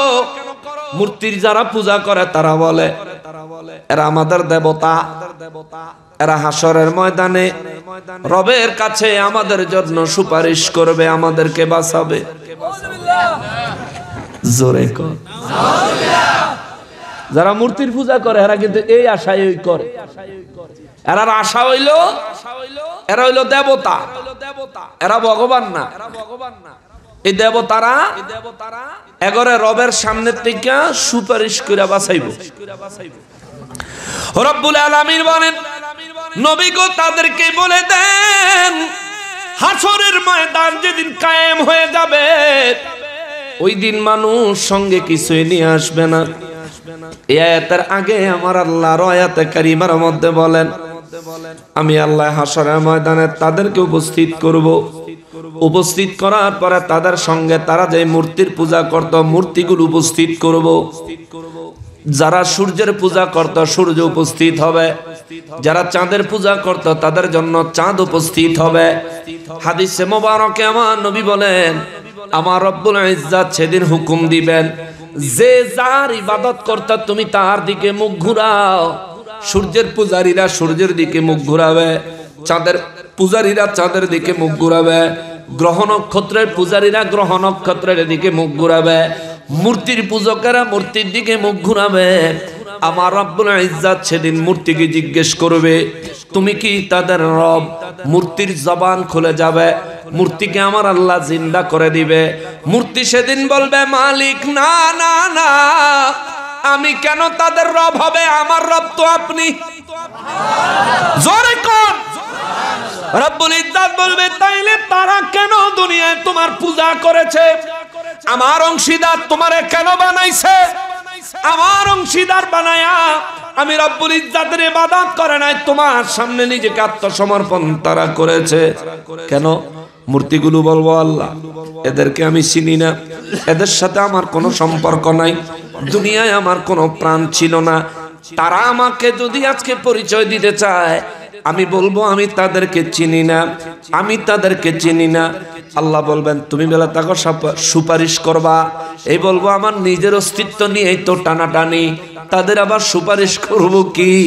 এই জন্য আমার আল্লাহ বলেন, হাসরের ময়দান যেদিন কায়েম হবে নবী গো, মক্কার কাফেরদেরকে সহ গোটা বিশ্বের সমস্ত কাফেরদেরকে বলে দেন, ওয়ামা নারা মাকুম শুফাআকুমুল্লাযী জামতুম আন্নাহুম ফীকুম শুরাকা।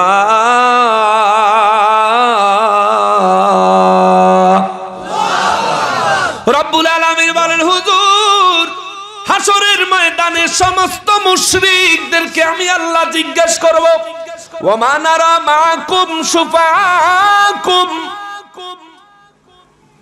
আমি আল্লাহ আজ তোমাদের সাথে তো তোমাদের সুপারিশকারীদেরকে দেখতে পাচ্ছি না। সুবহানাল্লাহ।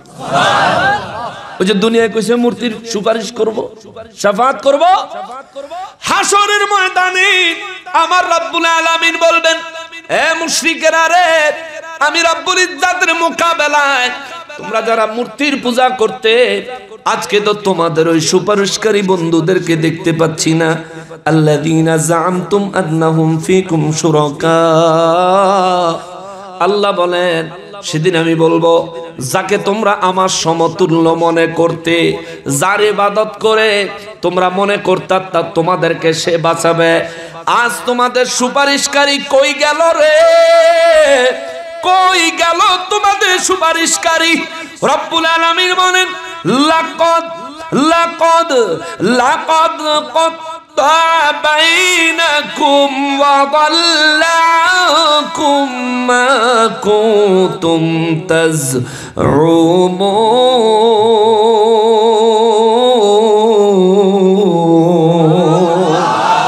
রব্বুল আলামিন বলেন নবী গো দুনিয়ার কাফের বেঈমান মুশরিকদেরকে জানায়া দেন এই জমিনে তাদেরকে জানায়া দেন হাসরের ময়দানে যখন তাদেরকে আমি আল্লাহ বলবো তোমাদের সুপারিশকারী কই সঙ্গে সঙ্গে তারা দুনিয়ায় যে মূর্তির পূজা করত মূর্তিরা তাদের সম্পর্ক নষ্ট হয়ে যাবে ছিন্ন হয়ে যাবে মূর্তি তাদেরকে অস্বীকার করবে সূর্যকে জিজ্ঞেস করব সূর্য রে এই মানুষগুলি তোর পূজা করেছে তুই কি তাদের রব সূর্য বলবে না মালিক আপনি আমার রব আমি কারো রব নই বরং আপনি আমার রব আমি আপনার গোলাম চাঁদকে আল্লাহ জিজ্ঞেস করবে চাঁদ রে তুই কি তাদের রব বলবে না মালিক আমি নিজে রব কিভাবে হই আপনি নিজে আমার রব আপনি নিজে আমার রব আপনি সমস্ত কিছুর রব আমি কারো রব নই ও মালিক এমন কথা বলে আজকে আমি চাঁদকে জাহান্নামে নিক্ষেপ করবেন না এমন কথা বলে আজকে আমি সূর্যকে জাহান্নামে নিক্ষেপ করবেন না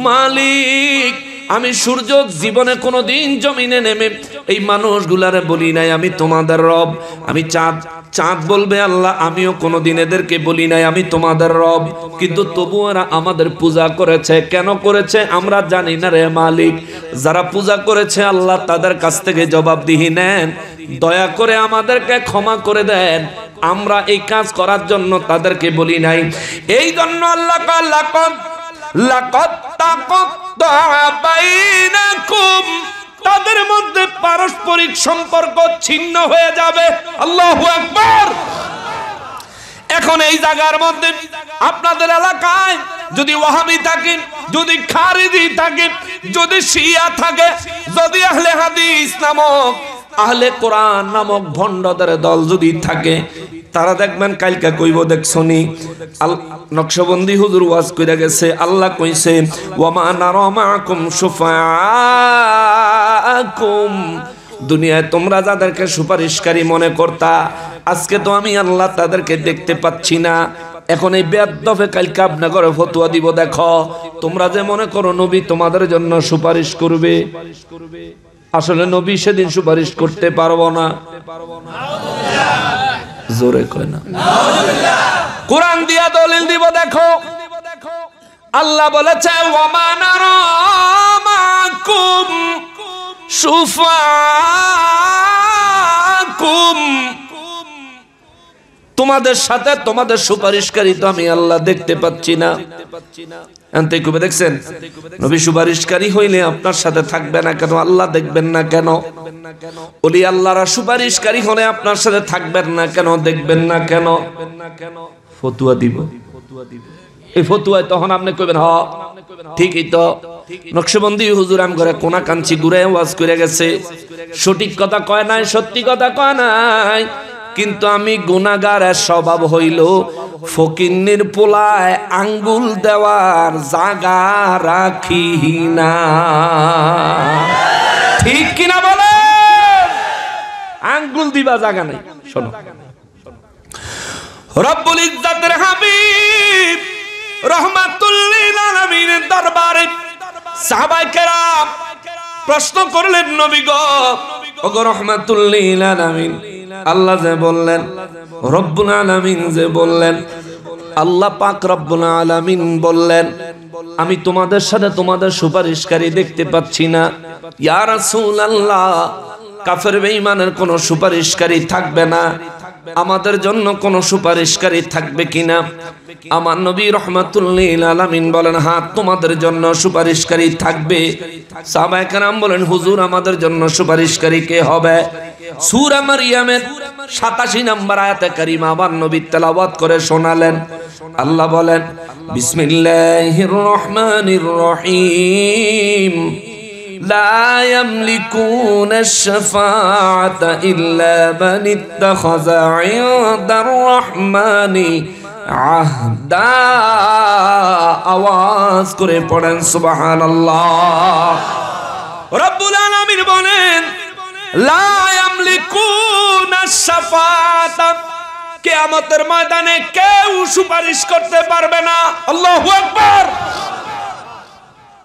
মৌলভী সাহেবের দলিল হইছে তে দূরেই কইব লা ইয়ামলিকুনা শাফাআতু শাফাআতা। আল্লাহ রাব্বুল আলামিন বলেছেন কিয়ামতের দিন কেউ সুপারিশ করতে পারবে না। কিন্তু এই সূরা পরের অংশ আর কইতো না, পরের অংশ কইতো না, কারণ পরের অংশ কইলে মামুর ফুত ধরা। মামুর ফুত কি ধরা? ধরা বুঝেন তো, গ্রেফতার হয়ে যাবে। পরের অংশ আমার আল্লাহ বলেন ইল্লা মান ইত্তাখাযা ইনদার রহমানি আহদা। রব্বুল আলামিন বলেন কিয়ামতের ময়দানে কেউ সুপারিশ করতে পারবে না, শুধুমাত্র আমি আল্লাহ যাদেরকে অনুমতি দিব সুপারিশ করার জন্য, যারা আমার কাছ থেকে অনুমতি প্রাপ্ত সুপারিশ করার জন্য, তারা ব্যতীত আর কেউ সুপারিশ করতে পারবে না। চিৎকার দিয়া কোন সুবহানাল্লাহ। তাইলে বুঝা গেল আল্লাহ কিছু মানুষের সুপারিশ করার পারমিশন দিবে। সাহাবায়ে কেরাম বলেন নবী গো ওগো রাহমাতুল লিল আলামিন, রব্বুল আলামিন সুপারিশ করার পারমিশন কিছু মানুষকে দিবেন, কিছু মানুষকে দিয়েছেন। হুজুর আমরা একটু জানতে চাই আপনি নবী সেদিন সুপারিশ করতে পারবেন কিনা? সুবহানাল্লাহ। মুসলিম শরীফের 199 নম্বর হাদিসে মোবারক আমার নবী রাহমাতুল লিল আলামিন বলেন আমার রব্বুল ইজ্জাত আমি নবী রাহমাতুল লিল আলামিনকে একটা অফার করেছিলেন। কি অফার গো নবীজি? আমার নবী বলেন সমস্ত নবী রাসূলদেরকে আমার আল্লাহ একটা হুকুম দিবেন, একটা পারমিশন দিবেন, একটা সুযোগ দিয়েছিলেন, তারা যেন একটা দোয়া করে আল্লাহ ডাইরেক্ট কবুল করবে। সমস্ত নবীরা নিজেদের জন্য দোয়া করেছেন, আমার আল্লাহ সরাসরি কবুল করেছেন।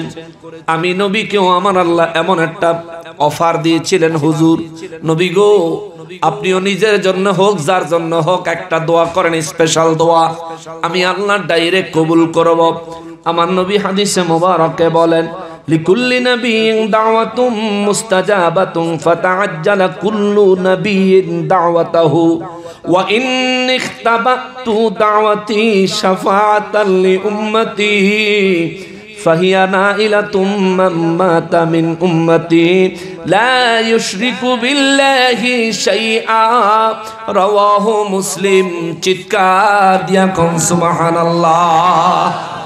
আমার নূর নবী রাহমাতুল লিল আলামিন মুসলিম শরীফের 199 নম্বর হাদিসে মোবারকে নূর নবী বলেন সমস্ত নবীদেরকে আমার আল্লাহ একটা দোয়া করার সুযোগ দিবেন, দোয়াটা করলে আল্লাহ ডাইরেক্ট কবুল করবেন।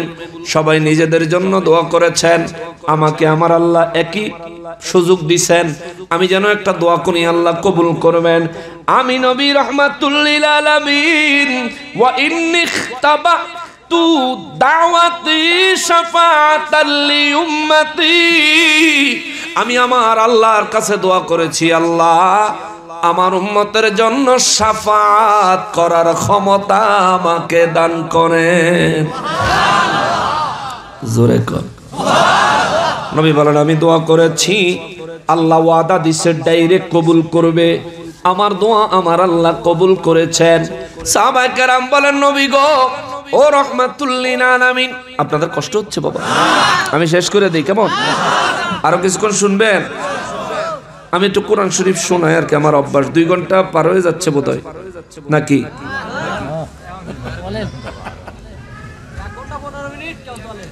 1 ঘন্টা 15 মিনিট। আপনার ঘড়ি কি ছিল নাকি? হ্যাঁ ওয়াজ দিলেন হইলে 10টা বাজায় না দিছেন 11টা। 11টায় না অবশ্য 11:15 1.5 ঘন্টা হয়েছে। আর তো যদি 10টায় দিতেন তাহলে এখন 2.25 ঘন্টা হয়ে যেত ওয়াজ। আর লাভ কি আমার হইতো না আপনাকে? আপনাকে লাভ হইতো। দিছেন না দেরি করে, আমার 10টায় আলোচনা, আমি আইসা এখানে গাড়ি থেকে নামছি 9:48, 12 মিনিট আগে আইসা হাজির হইছি। বলছিলাম ডাইরেক্ট স্টেজে যাই, বললো হুজুর আমাদের এখন যে বক্তব্য দিতেছেন উনি আসতে একটু দেরি হয়েছে, আবার একটু কালেকশনেরও ব্যাপার আছে, আপনি একটু বাসায় আসেন একটু খায়া নেন। তারপরে ইনশাআল্লাহ আপনি আস্তে আস্তে হয়ে যাবে। তো বাসায় নিয়ে আইতে আইতে ওই 48 হেন্দা 12 মিনিট আর হেন্দা 45 মিনিট, মোটামুটি 1 ঘন্টা খাই ফেলাইছে। হ্যাঁ হ্যাঁ, মানে মুরব্বী আবার কইতাছে বলে আমরা দেশের নিয়ম হইল একটু মেহমানদারি করা, এটাও ভালো, ইব্রাহিম আলাইহিস সালামের সুন্নাত। কিন্তু সময়ের উপর চিন্তা করে অনেক সময় আমরা মেহমানদারি গ্রহণ করি মাহফিলের পরে, যেহেতু সময়ের ব্যাপার। আমি দুগা খাইতে আমার একাশানা যাইব 10 মিনিট, আপনারা যদি এক একজনের 10 মিনিট করে হিসাব করি তাহলে আপনাকে কত জনের কত হিসাব, এই 10 মিনিট করে হিসাব করলে আমি এই হিসাব আল্লাহর কাছে জবাব দেবো কেমন? আল্লাহ কব তোর খাউন লাগছিল আগে, হ্যাঁ ঠিক কিনা বলেন? কি জবাব দেবো? ডরাই বাবা। বলছিলাম আপনারা কিলাইলে আমি কিল খাইতে পারবো, কিন্তু আল্লাহর কাছে জবাবদিহি করার মতো কাজ করতে পারবো না। আল্লাহরে ভয় করি। আপনি কিলাইলে আরেকজন ছুটাইবো, কিন্তু আল্লাহ যখন ধরবো এরকম বাঁচানোর কেউ নাই। মুসলমানের আরে আমার পিয়ারা নবীর উম্মতেরা রে, আমার নূর নবী রাহমাতুল লিল আলামিন বলেন রব্বুল ইজ্জাত সমস্ত নবীদেরকে দোয়া করার জন্য আমার আল্লাহ স্পেশাল একটা সুযোগ দিলেন। আমি নবীকেও সুযোগ দিলেন। সব নবীরা নিজেদের জন্য দোয়া করলেন, আমি নবী আমার জন্য দোয়া করি নাই। আমি দোয়া করছি আল্লাহ আমার উম্মতকে সুপারিশ করার অধিকার আমাকে দান করেন। রব্বুল আলামিন আমাকে দান করেছেন। সাহাবা কিরাম বলেন নবী গো আপনি কার কার জন্য সুপারিশ করবেন? আমার নবী বলেন সাহাবীরা রে, শাফাআতি লি আহলিল কাবাইর মিন উম্মতি, আমার উম্মতের মধ্যে যারা বড় বড় কবিরা গুনাহ করে ঈমানটা লইয়া হাসরের ময়দানে হাজির হবে, আমি নবী তাদের জন্য দোয়া, তাদের জন্য হাসরের ময়দানে শাফাআত করব। জোরে কোন সুবহানাল্লাহ। 15 মিনিট আর ওয়াজ করবার পরে শেষ। হ্যাঁ আমি আগেই কইছি, তাহলে আপনারা উড়াউড়ি করেন না, তাহলে শেষ। নবীজি রাহমাতুল লিল আলামিন কে সাহাবায়ে কেরাম বলেন নবী গো, ও নবী আপনার উম্মতের কোন ব্যক্তি কি জাহান্নামে যাবে? আমার নবী রাহমাতুল লিল আলামিন বলেন ফাহিয়ানা ইলাতুম মান মাতা মিন উম্মতি লা ইউশরিকু বিল্লাহি শাইআ, যদি কোন ব্যক্তি আমার উম্মত পরিচয়ে মারা যায়, এই ব্যক্তি জীবনে কোনোদিন যদি শিরিকের কোনো গুনাহ না করে, শিরিক যদি না করে, শিরিক কারে কয়? আল্লাহকে বাদ দিয়া আল্লাহর সমতুল্য কোন ব্যক্তি কিংবা কোন বস্তুকে রব মনে করে তার ইবাদত করা, এটাকে বলে শিরিক। নবী বলেন আমার কোন উম্মত যদি রব্বুল ইজ্জাতের সাথে শিরিক করে মারা যায়, আমার ওই উম্মতের জন্য আমি নবী সুপারিশ করব না। কিন্তু আল্লাহর সাথে শিরিক না করে জীবনভর গুনাহ লইয়াও যদি, শুধু ঈমানটা লইয়াও যদি হাসরের ময়দানে হাজির হতে পারে রে, আমি নবী আমার ওই উম্মতের জন্যও শাফাআত করব। জোরে বলেন সুবহানাল্লাহ। আমার রব্বুল ইজ্জাত আমি নবীকে ওয়াদা দিয়েছেন হাসরের ময়দানে সর্বপ্রথম সুপারিশকারী হব আমি নবী, এবং সর্বপ্রথম সুপারিশ করার সাথে সাথে আমার আল্লাহ আমি নবীর সুপারিশটা কবুল করবেন। নবীজির সুপারিশ আমরা চাই কি চাই না? সবাই বলেন চাই কি চাই না? আরো জোরে বলেন চাই কি চাই না?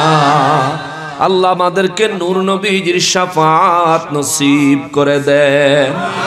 জোরে বলেন আমিন। আরো জোরে বলেন আমিন। আল্লাহ আমাদেরকে ঈমানদার মুমিন হিসেবে কবুল করে নেন। জোরে বলেন আমিন। আরো জোরে বলেন আমিন। হাসরের ময়দান হবে অত্যন্ত বিস্তৃত, অত্যন্ত বিস্তীর্ণ, বিশাল বড়। আদম নবী থেকে আরম্ভ করে কিয়ামত পর্যন্ত যত মানুষ জমিনে আগমন করেছে এবং আসবে, সমস্ত মানুষগুলি 120 কাতারে হাসরের ময়দানে দাঁড়ায় যাবে। এত মানুষের ভিতরে নবীজি কোথায় আছেন কি করে খুঁজবেন? ঢাকা থেকে উল্লাপাড়া আসতে, ঢাকা থেকে ভাদালিয়া কান্দি আসতে রাস্তায় মানুষের কাছে জিজ্ঞেস করে করে আসতে হয়েছে। হাসরের ময়দানে কারে জিগাইবেন? যারা জিগাইবেন সেই বলবে চোখ কান দূর হ, কি এর খবর লই আইছো? নিজের জান বাঁচে না, নিজের প্রাণ বাঁচে না। মুসলমানের সাহাবায়ে কেরামের ভিতরে টেনশনটা ঢুকছে। হযরত আনাস রাদিয়াল্লাহু তাআলা আনহুর ভিতরে টেনশনটা ঢুকছে। তিনি নবীকে জিজ্ঞেস করেছেন, আমার নবী হাসরের ময়দানে কোন জায়গায় থাকবেন? নবীজির ঠিকানা বলে দিয়েছেন।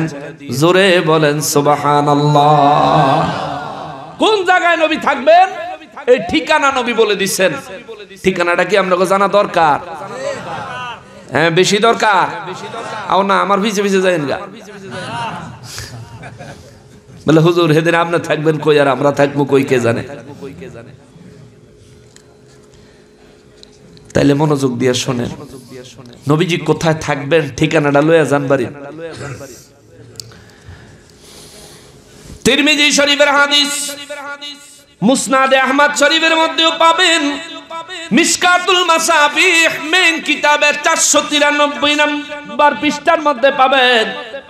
হযরত আনাস রাদিয়াল্লাহু তাআলা আনহু বলেন, ওয়া আন আনাস রাদিয়াল্লাহু তাআলা আনহু ক্বাল সাআলতুন নবী সাল্লাল্লাহু আলাইহি ওয়াসাল্লাম আইয়াশফা লি ইয়াউমাল কিয়ামা فقال أنا فاعل قال قلت يا رسول الله صلى الله عليه وسلم فأين أطلبك قال اطلبني أول تطلبني على الصراط أول ما تطلبني على الصراط قال قلت فإن لم ألقك على الصراط قال فاطلبني عند الميزان قال قلت فإن لم ألقك عند الميزان قال فاطلبني عند الحوض فإني لا أخطئ هذه الثلاث المواطن رواه الترمذي চিৎকার দিয়া কোন সুবহানাল্লাহ।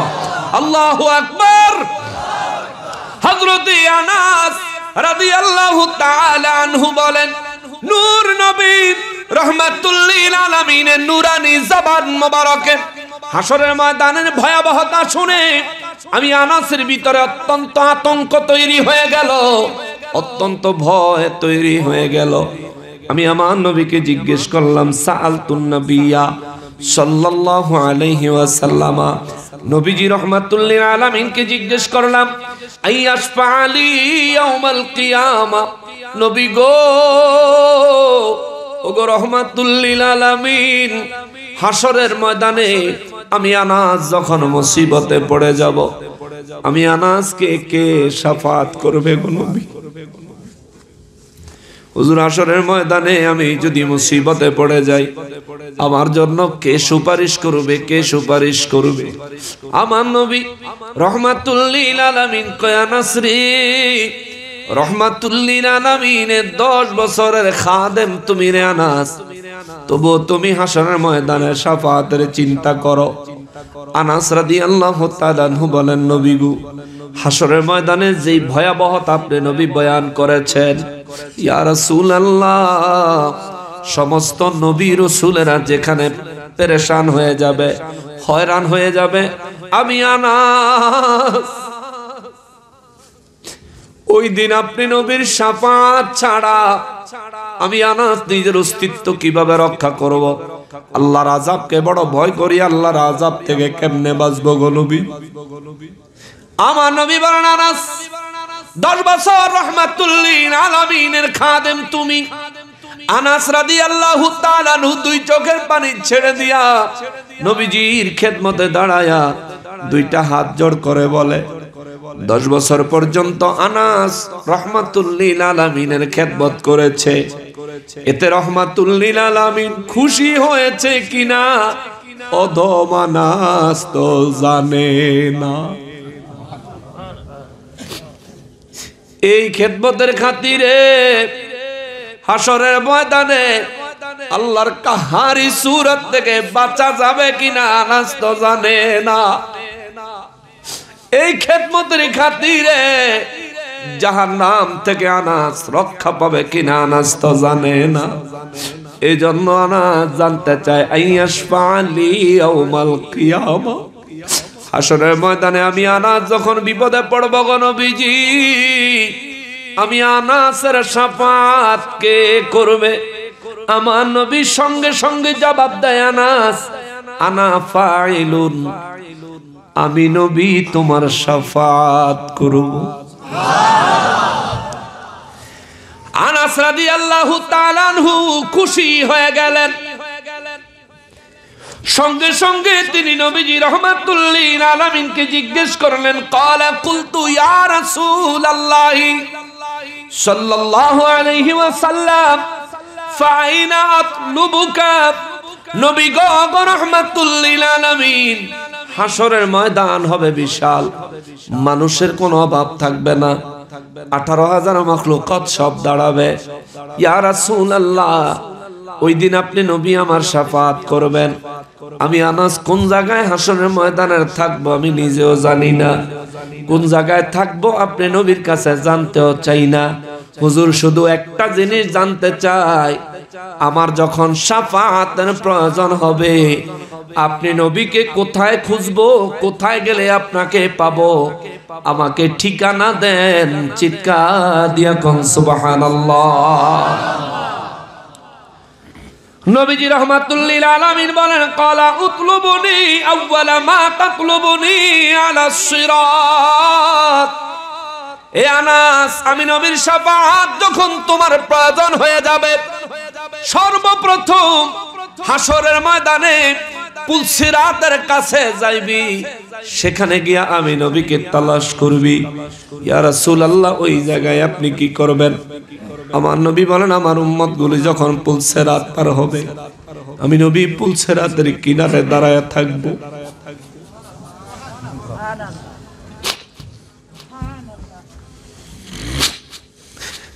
নাই কোনো বন্ধু গো, নাই দরদি নাই, কঠিন দিনে আমার নবীজি বিনে।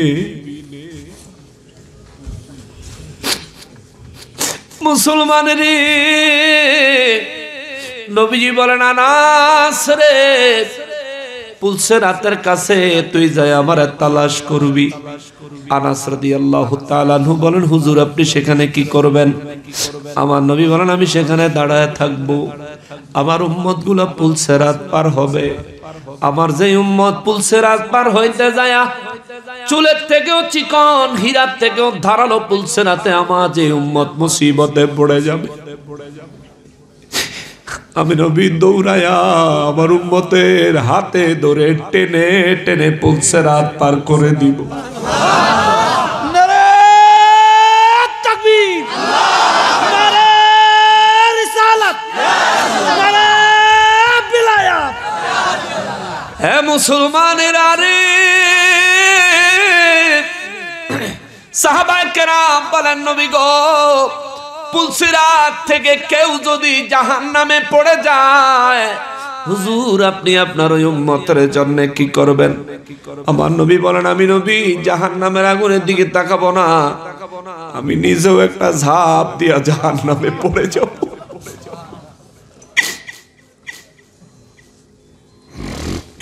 ওরে দয়ালো নবী, প্রেমের ছবি আর আসবে না জগৎ। আমার দয়ালো নবী, প্রেমের ছবি আর আসবে না জগতে। নবীর 63 সাল জিন্দেগি কাঁদছেন বলে উম্মতি, এখনো কাঁদেন শোয়েব মদিনাতে। ওই উল্লাহ পাড়ার মুসলমান রে, সিরাজগঞ্জের মুসলমান, ও ভাদালিয়া কান্দির মুসলমানেরা রে, আমার নূর নবী রাহমাতুল লিল আলামিন বলেন, উম্মত তুই যখন ঈমান লইয়া পুলসিরাত পার হবি, পা কেটে শরীর কেটে যখন জাহান্নামে পড়ে যাবি, আমি নবী যদি পুলসিরাতের কিনারে দাঁড়ায়া তোরে যদি পইরা যাইতে দেখি রে, আমি নবী আর ওই জায়গায় দাঁড়ায় থাকবো না, জাহান্নামের ভিতরে একটা ঝাঁপ দিব রে, আযাব আছে কিনা আমি নবী চিন্তা করব না, আগুন জ্বলে কিনা আমি নবী চিন্তা করব না, আমার কি হবে আমি নবী চিন্তা করব না। জাহান্নামে ঝাঁপ দিয়া পড়লে জাহান্নামের আযাবের ফেরেশতাগুলি আমি নবীজিকে দেখা মাত্র দৌড়ায়া জাহান্নামের সাইডে যায় দাঁড়ায়া যাবে। ইয়া রাসূলুল্লাহ, নবী গো, ও নবী, আপনি জাহান্নামের ভিতরে কেন গো নবীজি? জাহান্নাম চিৎকার দিয়া ডাক দিবে, মালিক আপনার হাবিবকে আমার ভিতর থেকে বের করে নিয়ে যান। আপনার হাবিব আমার ভিতরে আর কিছুক্ষণ অপেক্ষা করলে আমি জাহান্নাম আযাব দেওয়ার ক্ষমতা হারায়া ফেলবো। আল্লাহু আকবার। আল্লাহ ডাক দিবেন, হাবিব নবী গো, ও রাহমাতুল লিল আলামিন, আপনি জাহান্নামের ভিতরে কেন? হুজুর আপনি বের হয়ে আসেন। আমার নবী বলবেন, মালিক ও আমার আল্লাহ, আমার চোখের সামনে আমার একটা উম্মত পুলসিরাতের উপর থেকে এই জাহান্নামে পড়ে গেছে। আল্লাহ আমার উম্মতটারে জাহান্নাম থেকে ছাইরা দেন, আমার উম্মতটারে আমার কাছে আইনা দেন, আমি আমার উম্মতটারে নিয়ে বের হয়ে যাব। আর যদি আমার উম্মতকে জাহান্নাম থেকে বের করে না দেন আল্লাহ, আমি নবী কোনদিন এখান থেকে বের হব না। জোরে বলেন সুবহানাল্লাহ। ওই মায়ার নবী, দয়াল নবী রহমাতুল লিল আলামিন বলেন, আনাস রে, উম্মতের মায়ায় আমি নবী পুলসিরাতের কাছে দাঁড়ায় থাকবো। তুমি আনাস আমার পুলসিরাতের কাছে সর্বপ্রথম তালাশ করবা। হযরতে আনাস রাদিয়াল্লাহু তাআলা আনহু বুদ্ধিমান ছিলেন। তিনি চিন্তা করলেন, আমি নবীজিকে জিজ্ঞেস করলাম, হুজুর আপনাকে কোথায় পাবো? যে কোনো একটা ঠিকানা জানতে চেয়েছি। আমার নবী বললেন, প্রথমে আমাকে পুলসিরাতের কাছে তালাশ করবা। তার মানে বোঝা গেল নবীজির দ্বিতীয় আরো কোন ঠিকানা আছে। আনাস রাদিয়াল্লাহু তাআলা আনহু বুদ্ধি করে আমার নবী রাহমাতুল লিল আলামিনকে বললেন, ক্বালা কুলতু ফা ইল্লাম আলতাকা আলা সিরাত, নবী গো, যদি পুলসিরাতের কাছে আপনাকে যদি খুঁজা না পাই হুজুর, তাহলে আমি আপনাকে কোন জায়গায় তালাশ করব? নবী বলেন, ক্বালা ফাতলুবুনি ইনদাল মিজান। ওই আনাস, যদি পুলসিরাতের কাছে না পাস তাইলে মিজানের কাছে যাইস রে আনাস, মিজানের কাছে আমি নবীকে তুই পায়া যাবি। আনাস রাদিয়াল্লাহু তাআলা আনহু বলেন, নবী গো, আপনি মিজানের কাছে কি করবেন? আমার নবী বলেন, আনাস রে, মিজানের কাছে আমি নবী দাঁড়ায় থাকবো। আমার উম্মতের নেক এবং গুনাহ যখন ওজন করবে রে, আমি নবী দাঁড়ায় দাঁড়ায় দেখবো। আমার উম্মতের গুনাহ যখন বেশি হয়ে যাবে, আমি নবী আমার প্রেমিক আমার উম্মতের নেকের পাল্লার নিচে আঙ্গুল লাগাইয়া নেকের ওজন ভারী করে দিব। নবী বলেন, সাহাবীরা রে, এই জমিন থেকে আমি নবীর উপর মহব্বতের দুরুদ ও সালাম পড়নেওয়ালা বহু উম্মত গুনাহ অধিক পরিমাণে লয়া কবরে যাবে। হাসরের ময়দানে তার নেক আর গুনাহ যখন পাল্লায় উঠাইয়া দিবে, তার নেকের ওজন কম হবে, গুনার ওজন বেশি হয়ে যাবে। আমি নবী আমার পকেট মোবারক থেকে এক টুকরা কাগজের মতো দেখতে এটা উঠাইয়া আমার উম্মতের নেকের পাল্লার উপর রেখে দিব রে। আমার নবী বলেন, এইবার যদি গুনাহের পাল্লায় 7 আসমান 7 জমিনও তুলে দেয়, আমি নবীর কাগজের সাথে ওজনে কুলাবে না। সাহাবায়ে কেরাম বলেন, নবী গো, এটা কি এমন কাগজ যে কাগজের সাথে 7 আসমান 7 জমিন ওজনে কুলাবে না? আমার নবী রাহমাতুল লিল আলামিন বলেন, জাওয়াহিরুল বিহার কিতাবে আল্লামা ইউসুফ নাবহানী রাহমাতুল্লাহি আলাইহি সুন্দর করে একটা ঘটনা বর্ণনা করেছেন। তিনি লিখতেছেন, আদম আলাইহিস সালাম মিজানের কাছে দাঁড়ায়া হঠাৎ করে ডাক দিবেন, ইয়া আহমাদু, ইয়া আহমাদু, আমার নবী রহমাতুল লিল আলামিনকে আহমদ আহমদ বলে ডাক দিবেন। আমার নবী আরশে আজিমের ছায়া মোবারকের নিচে সিজদায় পড়ে রব্বি হাবলি উম্মতি রব্বি সাল্লিম উম্মতি ইয়া উম্মতি ইয়া উম্মতি বলে বলে আমার নবীজি কাঁদবেন।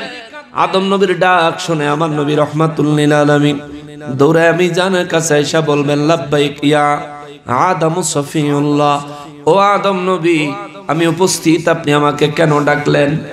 আদম নবী বলবেন আপনি তো আরশে আজিমের ছায়া সিজদায় পড়ে কাঁদেন, এই মাত্র দেখলাম আপনার একটা উম্মতের নেকের পরিমাণ কম হয়েছে বিদায় ফেরেশতারা তার গলার মধ্যে জিঞ্জির লাগায়া তার কোমরের মধ্যে জাহান্নামের আগুনের শিকল লাগায়া দেখেছি ফেরেশতারা তারে টানতে টানতে জাহান্নামের দিকে নিয়ে যায়।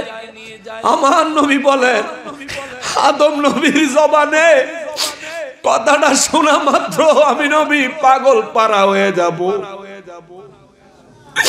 চতুর্দিকে আমার উম্মতটারে খুঁজতে থাকবো, চতুর্দিকে তাকাইয়া আমি যখন আমার উম্মতের খুঁজা পাবো না, আদম নবীরে তখন জিজ্ঞেস করবো আদম নবী গো আমার উম্মতটারে কোন দিকে নিয়ে গেছে? আদম নবী দেখায়া দিব এই রাস্তা দিয়া নিয়ে গেছে। আমি নবী দেরি করব না, দৌড় দিব রে, দৌড় দিব। দৌড়ায়া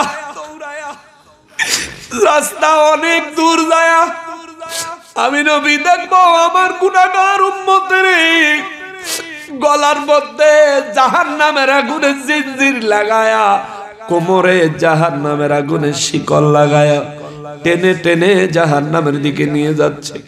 আমি নবী রাস্তায় গিয়া আমার উম্মতটারে দেখে আমি তার হাত পিছন দিক থেকে টেনে ধরবো। ফেরেশতারা পিছন দিকে তাকায়া দেখবো আমার উম্মতের আমি নবী টেনে ধরে রাখছি।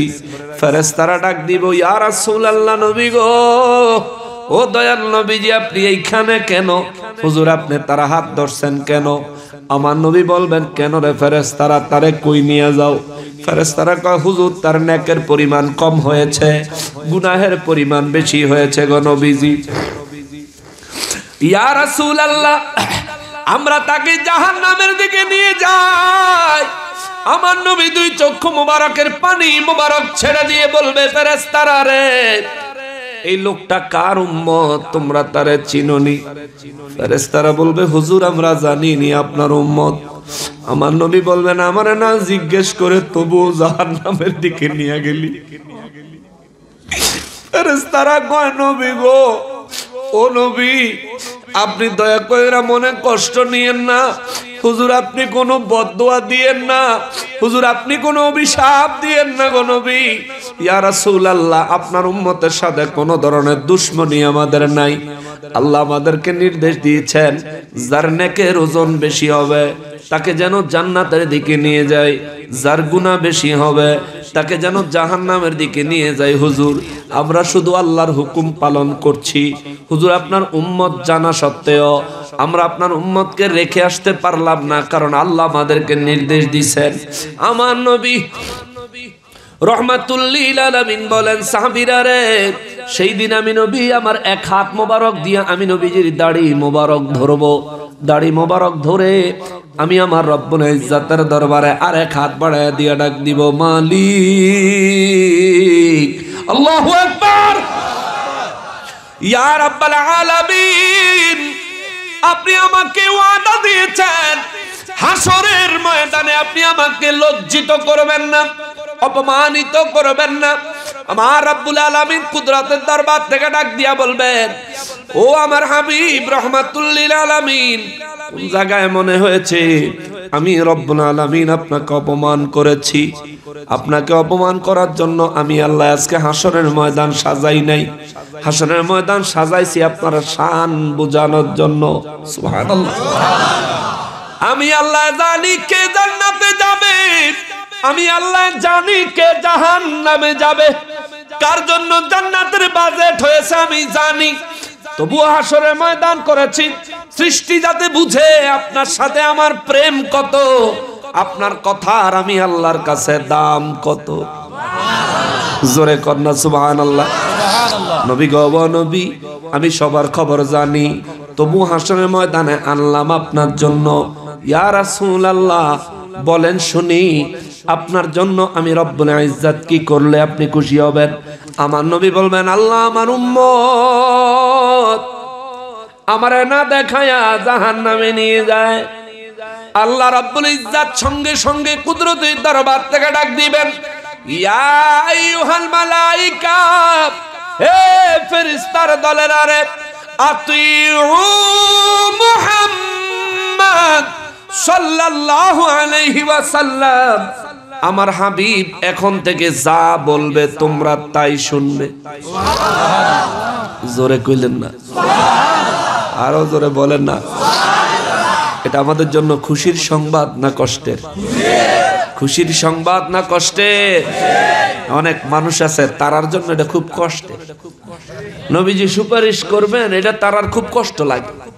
নবীজি বলে নিজের নেক বেশি হইব না গুনাহ বেশি হইব, এই চিন্তায় নবী বলে নিজেই পেরেশান থাকবে। এই জোরে কর না। এই বক্তব্য যে হুজুর দিল, আমার দেশের বাংলাদেশের মুসলমান এত সহজ সরল, কেউ একজনও জিজ্ঞাসা করলো না, হুজুর বলেন আমার নবীর জীবনে একটা গুনাহ করছেন এমন একটা গুনার বর্ণনা দেন। একটা মানুষ কইল না। যে নবী দু জাহানের বাদশা, যার খাতিরে আল্লাহ সব বানাইছে, ওই নবী হাসরের ময়দানে চিন্তায় থাকবে নেকের ওজন বেশি হয় না গুনার ওজন বেশি হয়? আপনি বলেন আমার নবীর জীবনের গুনাহটা কি আছে? আছে? আরে আল্লাহ কোরআনে ঘোষণা দিয়েছে, হুজুর অতীত জীবনে গুনাহ থেকে আপনাকে আমি আল্লাহ হেফাজত করেছি, বর্তমানে হেফাজত করছি, ভবিষ্যতেও গুনাহ থেকে আপনাকে হেফাজত করার দায়িত্ব আমি আল্লাহ নিয়েছি। আল্লাহ নবীকে গুনাহ থেকে হেফাজত করেছেন, তাহলে এরপরও যে আলেমরা বলবে আমার নবী নেক আর গুনাহের চিন্তায় থাকবে, বুঝবেন এগুলি হচ্ছে আখিরি যুগের মানবরূপী দাজ্জালের বাচ্চা। এরাই ওই যে ফিলিস্তিন আর ইসরায়েলের যুদ্ধ লাগছে পরে, এই এরাই বলে ফিলিস্তিনের মুসলমানরা দোষী। এরা বলছে নি ফেসবুকের মধ্যে ভিডিওতে আইয়া কয় ফিলিস্তিনের মুসলমানরা দোষী। এই ফকিন্নির পোলা, মুসলমানের কাবা মসজিদে আকসা, এটা তো মুসলমানের জন্মভূমি, মুসলমানের হক।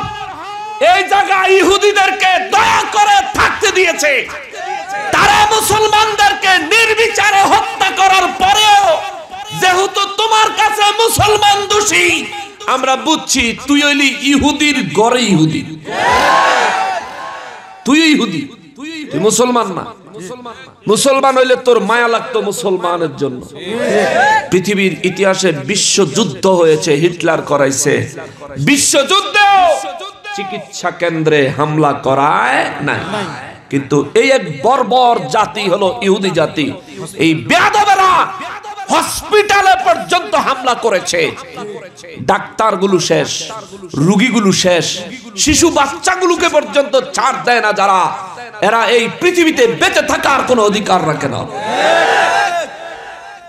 আন্তর্জাতিকভাবে সিদ্ধান্ত নিয়ে হিটলার যেরকম 60 লক্ষ ইহুদিদেরকে শেষ করে দিয়েছিল, পৃথিবীর আনাচে কানাচে থেকে খুঁজে খুঁজে এই জঘন্য ইহুদিদেরকে বের করে খোলা ময়দানে নিয়ে আগুন দিয়ে জীবন্ত জ্বালায়া দেওয়া দরকার। শিশু বাচ্চাদের জন্য যাদের মায়া হয় না, যদি এমন কোন ব্যবস্থা গোটা বিশ্ব দরবার থেকে হয়, বাংলাদেশ থেকে আমরা দরখাস্ত করব, বাংলাদেশে মৌলবী রূপে কতটি ইহুদি আছে এগরে ধরে নিয়ে যাও। আমি দরখাস্ত পাঠাবো। আল্লাহ যদি আমার হায়াত দেয়, আমি যদি বেঁচে থাকি, আর যদি এমন কোন সুযোগ পাই যে কারো নাম উল্লেখ করে দরখাস্ত করলে কাম হইব, আমি এই সোরাগো নাম এক একটা করে দিয়ে দেব। আন্তর্জাতিকভাবে গোয়েন্দারা তালাশ করলে অবশ্যই তাদের সাথে, তাদের পূর্বপুরুষ ইহুদিদের সাথে রক্তের সম্পর্ক, অর্থের সম্পর্ক পাবে। কথা বলেন ঠিক কিনা? এরা বেয়াদব, এরাই বলে হাসরের ময়দানে নবী নিজের চিন্তায় ব্যস্ত থাকবে। আরে ফাদাম দামা বেয়াক্কল বেয়াদব। জমিনে হায়াতে জিন্দেগানিতে থাকা অবস্থায় জান্নাত হইছে নবীজির ভ্রমণের জায়গা, ঘুরার জায়গা। সুবহানাল্লাহ।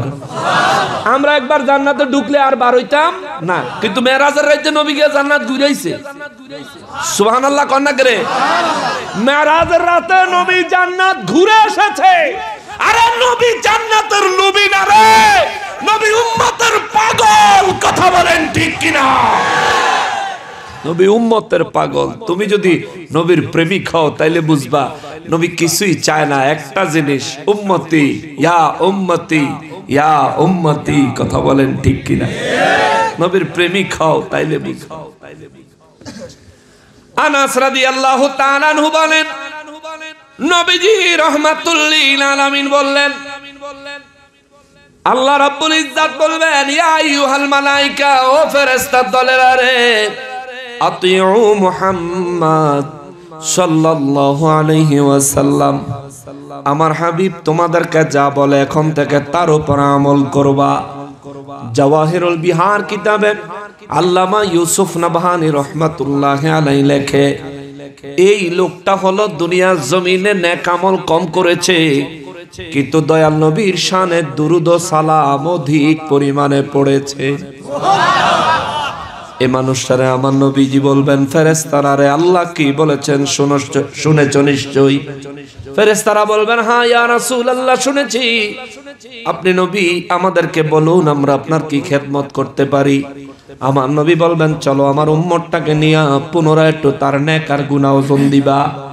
আমি একটু নিজের চক্ষু মোবারকে দেখতে চাই, আমার উম্মতের নেক কম হইছে, গুনাহ বেশি হইছে, আমি একটু দেখতাম চাই। ফেরেশতারা বলবে, হুজুর কোনো অসুবিধা নাই, চলেন। অর্ধেক রাস্তা দেখে মিজানের কাছে চলে আসবে। আমার নবী বলেন, সেখানে এসে উম্মতের নেকের পাল্লায় গুনাহের পাল্লায় তুলে দেওয়ার পরে দুনিয়ার পাল্লা যেটার ওজন ভারী হয় সেটা নিচে নামে, যেটার ওজন কম হয় সেটা উপরে উঠে। হাসরের ময়দানে মিজান, নবী বলেন ওই পাল্লা যেটা ভারী হবে সেটা উপরের দিকে উঠবে, যেটা হালকা হবে সেটা নিচের দিকে নামবে। কারণ নেক আমল করেনেওয়ালার নেক আমলের গতি যদি নিচের দিকে হয় তাহলে তার নেক আমলের অসম্মান হবে। সুবহানাল্লাহ। এই জন্য আমার আল্লাহ সিদ্ধান্ত নিছে, হাসরের ময়দানে যে পাল্লা আমার আল্লাহ বসাবেন, ওই পাল্লায় যেই জিনিসের ওজন বেশি হবে এটা উপরের দিকে যাবে, যেটার ওজন কম হবে এটা নিচের দিকে আসবে। আমার নবী বলেন, আমার এই উম্মতের নেক আর গুনাহ যখন পাল্লায় উঠায়া টান দিবে রে, আমার উম্মতের গুনাহের পাল্লাটা উপরের দিকে উঠতে আরম্ভ করবে, নেকের পাল্লাটা নিচের দিকে নাইমা ওজন কম হতে আরম্ভ করবে। আমার নবী বলেন, এমন সময় আমি নবী নিজের পকেট মোবারক থেকে এক টুকরা কাগজ মোবারক বের করে আমি নবী আমার উম্মতের নেকের পাল্লায় দিয়া দিব। দিতে দেরি হবে রে, উম্মতের নেকের ওজন গুনাহের চাইতেও ভারী হতে দেরি হবে না। কোন একটা পাল্লার মধ্যে এক পাশে 2 কেজির বাটখারা লাগায়া আর এক পাশে যদি 20 কেজি মাল উঠান, 2 কেজির বাটখারায় কি 20 কেজির ওজন দিতে পারবো? 20 কেজি এমন ভাবে নিচে নামবো যে নিচে নামানোর আর জায়গা থাকতো না, থাকলে আরো নাম লইলি, ঠিক না? নবী বলেন, আমি যখন আমার গুনাহগার উম্মতের নেকের পাল্লায় পকেট থেকে কাগজ বের করে দিব রে, আমার উম্মতের আমলটা নেকের পাল্লাটা এমন ভাবে উপরে উঠবে রে, পাল্লার শেষ সীমানা পর্যন্ত উপরে উঠে যাবে। সুবহানাল্লাহ। যদি আরো জায়গা থাকতো পাল্লার উপরে উঠতো, কিন্তু পাল্লা উপরে উঠবে না, পাল্লার শেষ সীমানা পর্যন্ত উপরে উঠে যাবে। আমার নবী রাহমাতুল লিল আলামিন বলবেন, ফেরেশতারা রে, ও ফেরেশতারা, এইবার আমার উম্মতের নেকের ওজন বেশি হয়েছে রে, এবার আমার উম্মতের কোন দিকে নিয়ে যাইবি ক? ফেরেশতারা বলবে, হুজুর আল্লাহর নির্দেশ হলো যার নেক আমল বেশি হবে তারা যেন জান্নাতে নিয়ে যায়। এই কথা শুনে ওই পাগল ব্যক্তি আমার নবী রাহমাতুল লিল আলামিনের নূরানি কদম মোবারকে জড়ায় ধরবে, নবী গো,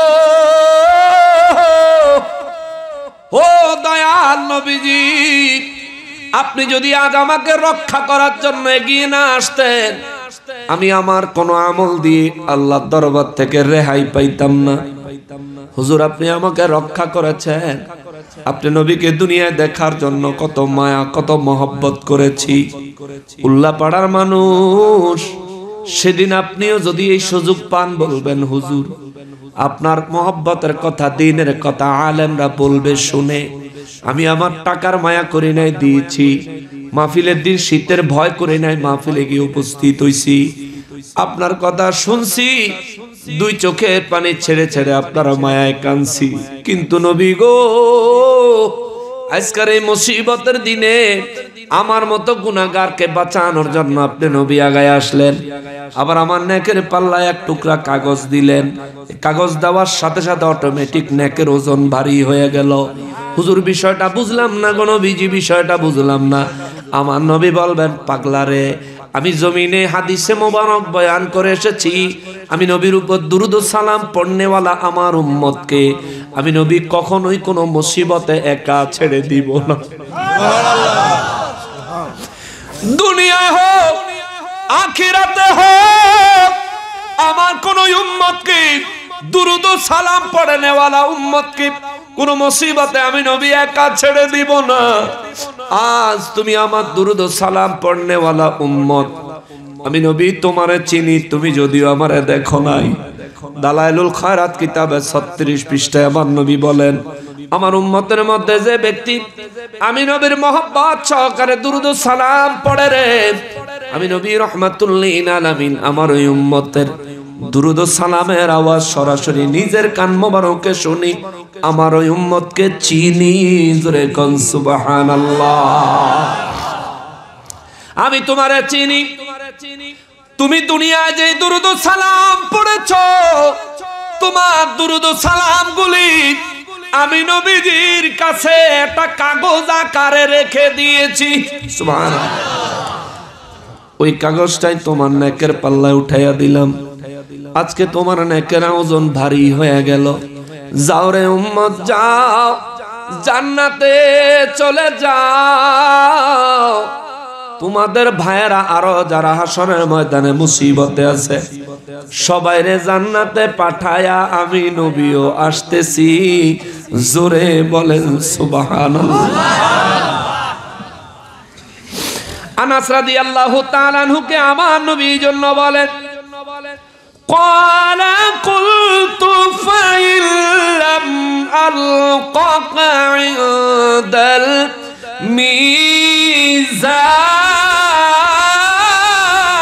الميزان। নবীজি বললেন, আনাস রে, আরে আনাস যদি পুলসিরাতে আমারে না পাও, দ্বিতীয় জায়গা আমার ঘাটি হলো মিজান, মিজানের কাছে আমাকে তালাশ করবা। হযরত আনাস রাদিয়াল্লাহু তাআলা আনহু বলেন, নবী গো নবী, আমি যদি মিজানের কাছে আপনাকে না পাই, কারণ নবী প্রথমে বলছেন পুলসিরাতের কথা, দ্বিতীয়ত বললেন মিজানের কথা। আনাস রাদিয়াল্লাহু তাআলা আনহু চিন্তা করলেন, যেহেতু দ্বিতীয় কইছে তার মানে 3 নম্বর ঘাটি আছে, 3 নম্বর আরেকটা ঠিকানা আছে। এই জন্য আনাস রাদিয়াল্লাহু তাআলা আনহু কয়, ফা ইল্লাম আলকাকা ইনদাল মিজান, যদি মিজানের কাছে আপনাকে না পাই হুজুর কোন জায়গায় তালাশ করব? নবী বলেন, ক্বালা ফাতলুবনি ইনদাল হাউজ, সবশেষে যায় আমারে হাউজে কাউসারের কাছে তালাশ করবি। নবী গো নবী, হাউজে কাউসারের কাছে আপনি কি করবেন গো নবীজি? আমার নবী বলেন, হাউজে কাউসারের মাঝখানে আমি নবী অবস্থান করব। আমার উম্মত গুলা চতুর্দিক থেকে আসবে, আমি নবী চতুর্দিকে তাদেরকে হাউজে কাউসার দান করতে থাকব।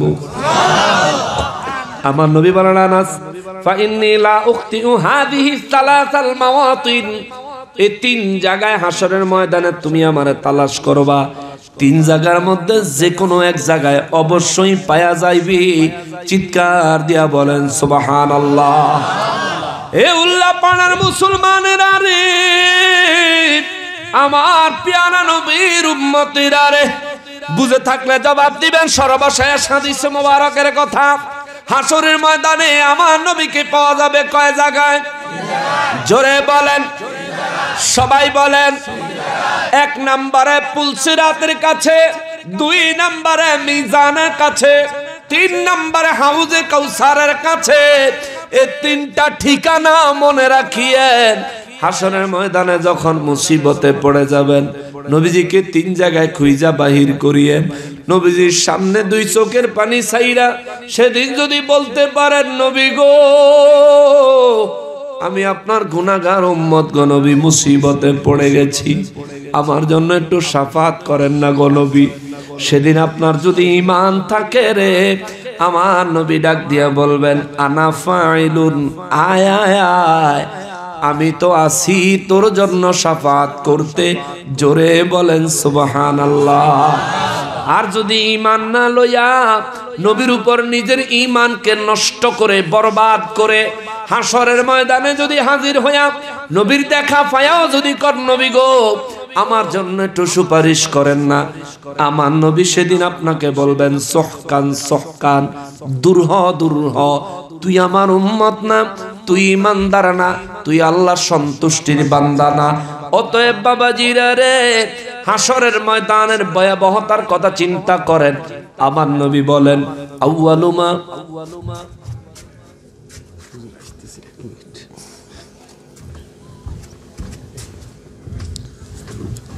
আসুন সবাই নবীজিকে দাঁড়ায় সালাম দেই। ইয়া নবী সালাম আলাইকা, ইয়া রাসূল